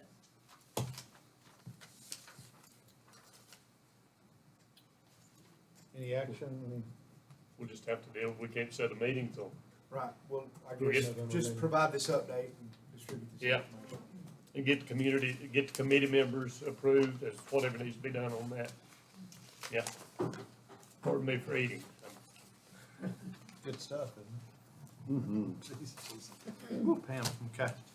Moving on to new business, continuation of workforce program, Electric County status. Mr. Patrick Betancourt, Director, Department of Social Services. Welcome, Patrick. Thank you, Mr. Chairman. I'd like to take just a moment and thank Sheila Conley for joining me tonight, Income Maintenance Supervisor. She's hung in there with me tonight. She's salaried, so we don't have to worry about overtime for this. So you may remember that this board last voted to continue in electing county status in September of 2017. North Carolina Department of Health and Human Services requires that boards of county commissioners in the 7 current TANF electing counties that include Beaufort, Caldwell, Catawba, Lenoir, Macon, and Wilson vote whether or not to continue in electing status for the next federal planning period, which is federal planning period 2023 through 2026. The long lead time is as a result of the General Assembly needing to pass the overall state TANF plan to which our electing county plan is incorporated. So we've got to give General Assembly sufficient time to vote that in. Just as some history, Macon County has continuously participated as a TANF electing county since 1998. At one time, there were as many as 21 other counties participating in electing county status. TANF electing counties, I should back up and say, when I say TANF, TANF is temporary assistance to needy families. Here in North Carolina, we refer to that federal program as Work First. TANF electing counties are granted the ability to develop and implement additional state-approved requirements on TANF applicants and recipients that document work accountability and that requires them to demonstrate progress towards self-sufficiency before they can receive any type of financial assistance. An example would be if a TANF recipient quits a job while they're currently receiving any type of cash assistance, they're disqualified for receiving that financial assistance for a 3-month penalty period unless they can provide some sort of good cause as the reason for the quit. So in exchange for managing the TANF cases with all of the standard county policies as well as the state-approved electing county policies, Macon County has provided a supplemental allocation that if we don't use that supplemental allocation must be reinvested into our child welfare services, including the support of TANF-eligible children and families, or might be able to be used for TANF-eligible families to provide them crisis assistance. So I mentioned that Macon County has been participating in this program for 24 years. So over the past 24 years, our participation with electing county status has allowed us to offset county dollars for services by more than $5.5 million, never once having needed to supplement our TANF allocation with any county dollars. Continuing in electing county status allows us the ability to continue reinvesting unspent TANF allocation. Currently, we receive every year $183,176 above our standard allocation, so we get to reinvest that $183,000 back into offset the county dollars. At this time, when I wrote these notes, we had only 9, but now we have 10 active TANF cases, all of which are child-only cases. That is where a child is residing with a family member. For whatever reason, the biological parent may be unable to care for that child, and so typically it's a grandparent. So if a grandparent wanted to come in and to receive some financial assistance for providing care for that child, they have to meet all of the requirements under our electing county plan. So with this information, I would ask that we vote to approve Macon County to continue as a TANF electing county. And if approved, to confirm the list of names. Again, I apologize for sending that list at such a late notice. I think I got it out to you yesterday or today. The days were running together. I sent you a list of names that would represent the Welfare Reform Committee that we would ask to help us in developing this plan. So I would ask for a vote to continue in Lecton County Mr. status. Chairman, a little bit of history. I just happened to be chairman of the DSS board when all this came down, and the reason it was 22, and now you only see 7, a lot of them got cold feet. And of course, we withstood several lawsuits. Mostly the biggest one was counting all the income in the household. That was the great big one. And so there are only 7 of us left, and you heard the director tell you that he's worked wonderful for those. And now there's been a lot of those counties that wanted to get back in, they cannot. Once you're out, you're out. That's correct. And so Patrick did a great job. Jane Kimsey before that. Yes, sir. We stood our ground at that time through the lawsuits, and that proved to certainly be not only the best thing for the folks in our county, but especially in the long haul, it's still a good program. So with that, I would make the motion that we approve not only the as presented by the director, we approve the Work First, the TANF program to remain a Lecton County status. We'll also approve the committee as presented. Motion by Commissioner Biddle. Second by Commissioner Shields. All in favor, signify by saying aye. Aye. Mr. Chairman, if I can, I'll hand up. I'm sorry, we can hold. No, it's good. Okay. Trying to research. You don't need my vote anyways. Mr. Chairman, if I can, I'll ask I've for already a signiture. just indicating that we are continuing in that Lecton County status and what the vote count was, if that's allowed.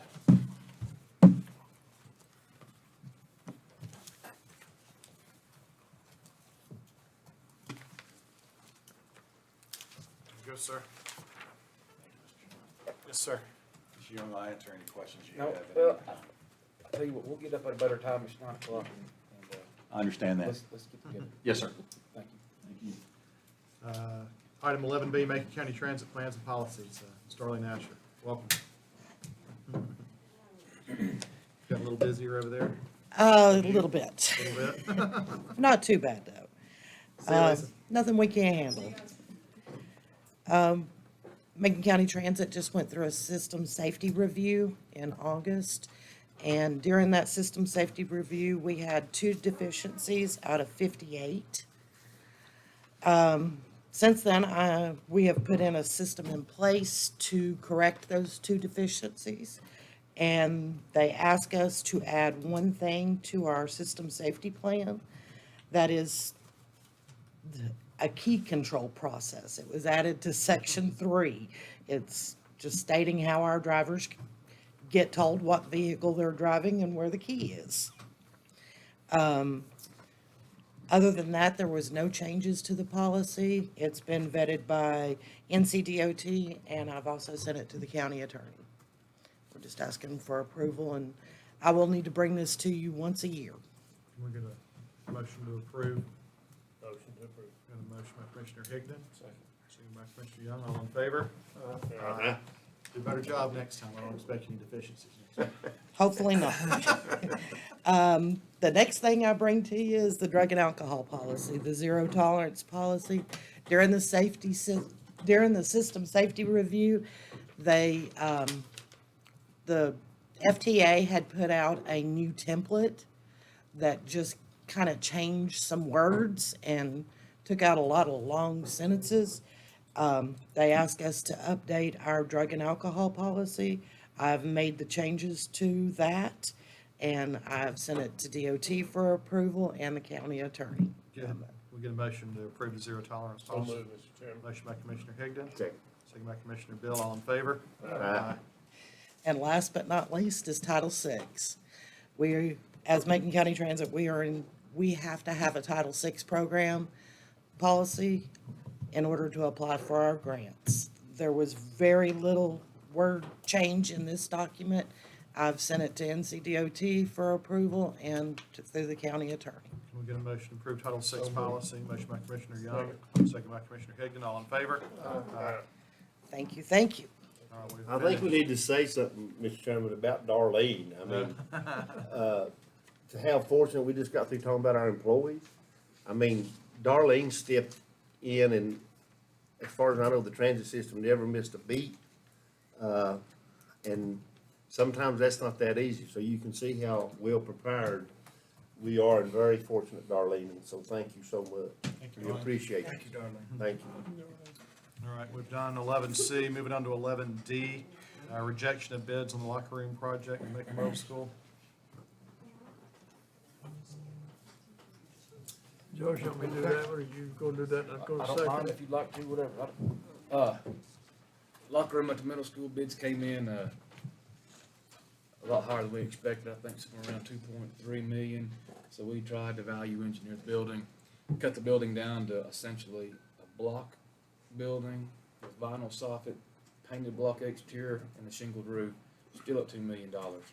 So the board come into discussion about doing an engineered structure, and we had some preliminary cost estimates came in. We could build a building 25% cheaper, potentially 25% larger, and it would house a lot more needs than the initial intentions of this building. So I think we need to reject the proposal that we've been, I guess I would like to make a motion to reject the proposal as presented, and we're gonna look at a different route. As liaison with Josh, I second that motion. Just to clarify, we would be rejecting the bid received from New Atlantic Contracting in the amount of $2,347,000 as received on August 18th. That's correct. Thank you. I think you'll be going to D, but I don't have, I mean, we're just on to D, but my E is different from the E that's on here. What's your E say, Josh? Discussion, consideration for architect for the high school. Okay, that's what my E says, but on this, let's go make sure everybody, it's E's different. Is that? Not sure, we'll just knock them out in purpose, they may be out of order, but so we're talking about the rejection of bids. Is that a motion, Josh, to reject the Yeah, I bids? second it. Okay, motion by Commissioner Young, second by Commissioner Shields to reject the bids. All in favor? Aye. Okay, the next one we're gonna be, and it may not be right on your agendas, discussion, consideration of architect for Franklin High School project. Right, and, we had 2 school board members in our facilities planning, and they made the motion. Anything you wanna add to that, or you've been here with us all day? We're going to, architect for Franklin High School. It doesn't bother you, it doesn't do anything with you. PL, PS, are we doing it right? Yeah, I'll help you. So we interviewed, we had put out an RFQ for the high school for architects. We had 8 different companies apply. We narrowed it down to the committee meeting to 3. We interviewed 3, and I believe what you're saying is LS3P was voted on as the architectural firm that And recommended by like to the 2 recommend. school board members, and I think that's what has to happen. And so, that's what I'm not real sure. I think the direction has to come from the school board, am I right in saying Yeah, that? and they- Exactly right. yeah. So I And think so- we're just kinda waiting on the school board to come to Well, us with recommendations. I was thinking that Dr. Baldwin said he would get an okay from his other board members, because he didn't wanna wait till, the last Monday of this month, that he would get that done. I didn't check with him, I did check with him, but he was out of town. Sure. But his board, You can make the motion on condition Yeah, of approval. contingent upon, receiving authorization from the school board. that LS3P, be the architect for the Franklin High School project. And that contingency will cover it, because I believe he emailed, it's just been such a crazy week putting all this stuff together, but I think I got an email from him, maybe maybe Monday. So that contingent upon receiving notification from Dr. Baldwin. I guess my question is, the motion that we're proposing here, I mean, we've picked the architect. Are you talking about hiring an architect? Are you talking about Just consulting, Entering into contract negotiations. entering into contract Contract negotiations. negotiations, yeah. Yeah. We'll have to come back with the contract and an Yes. amount for y'all to appropriate funds and approve it. So That Later is Mike meeting. Watson's new contract. It's, yes. I think it so, is. yeah. Josh may not, yeah, you should know it, yeah, gray-headed man. Yeah, the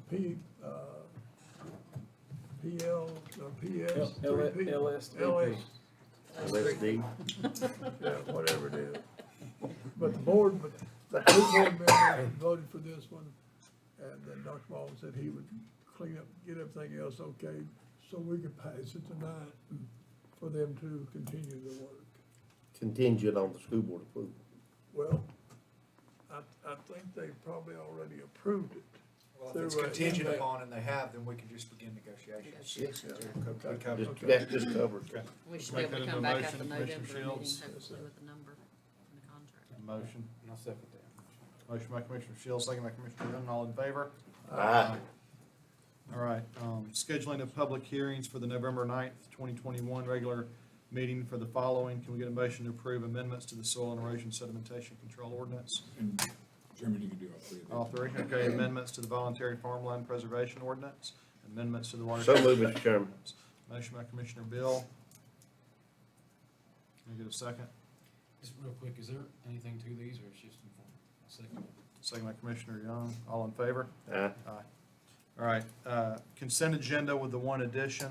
Let's pull the one addition out. Give me just 2 seconds to read it. Can we get approval on the consent agenda? Items A through F.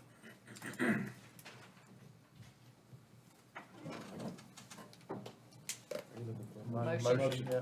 Motion by Commissioner Young, Second. second by Commissioner Shields, all in favor? Aye. Okay, let's look at, Mike just gave these to us, tax documents. Let me just glance through them real quick. We had a chance to review.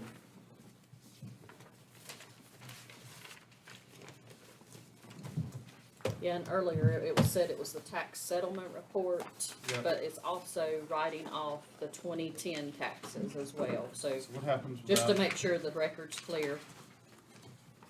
So what happens with the people that own that amount? Does it just disappear, or what happens? I think they write it off, yeah. After 10 years, the statute, according to general statute, So you don't they're pay- relieved of collecting any tax accounts that So are. we don't pay our taxes for 10 years and then they just get written off? I mean, Mr. Attorney, is that not, they still reside there and they don't have to pay taxes? I mean, 10-year statute of limitation.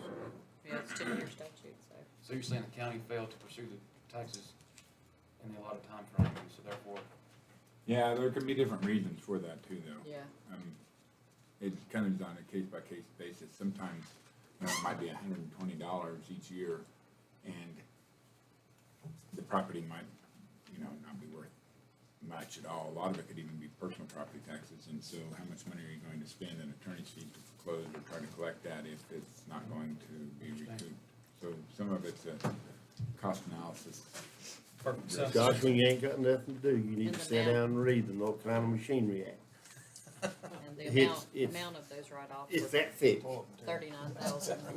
And they never redo it, they just keep adding to it, right, Eric? They just keep, If we get a motion to approve The settlement the report and the settlement release of reports and 2010 release taxes. I'll make a motion. I just gotta make them sure I'm covered for auditor All right. purposes, Thank that's you. why. Motion by Commissioner Shields. I'll second. Second by Commissioner Bill, all in favor? Aye. Aye. All right, that ends our agenda. I believe there are no appointments. We need a motion to go into closed session. So for the purpose of property acquisition, and we're expecting no action upon return. Second, So Josh. we'll be adjourning. Okay, we have a motion by Commissioner Young, second by Commissioner Shields, all in favor? Aye.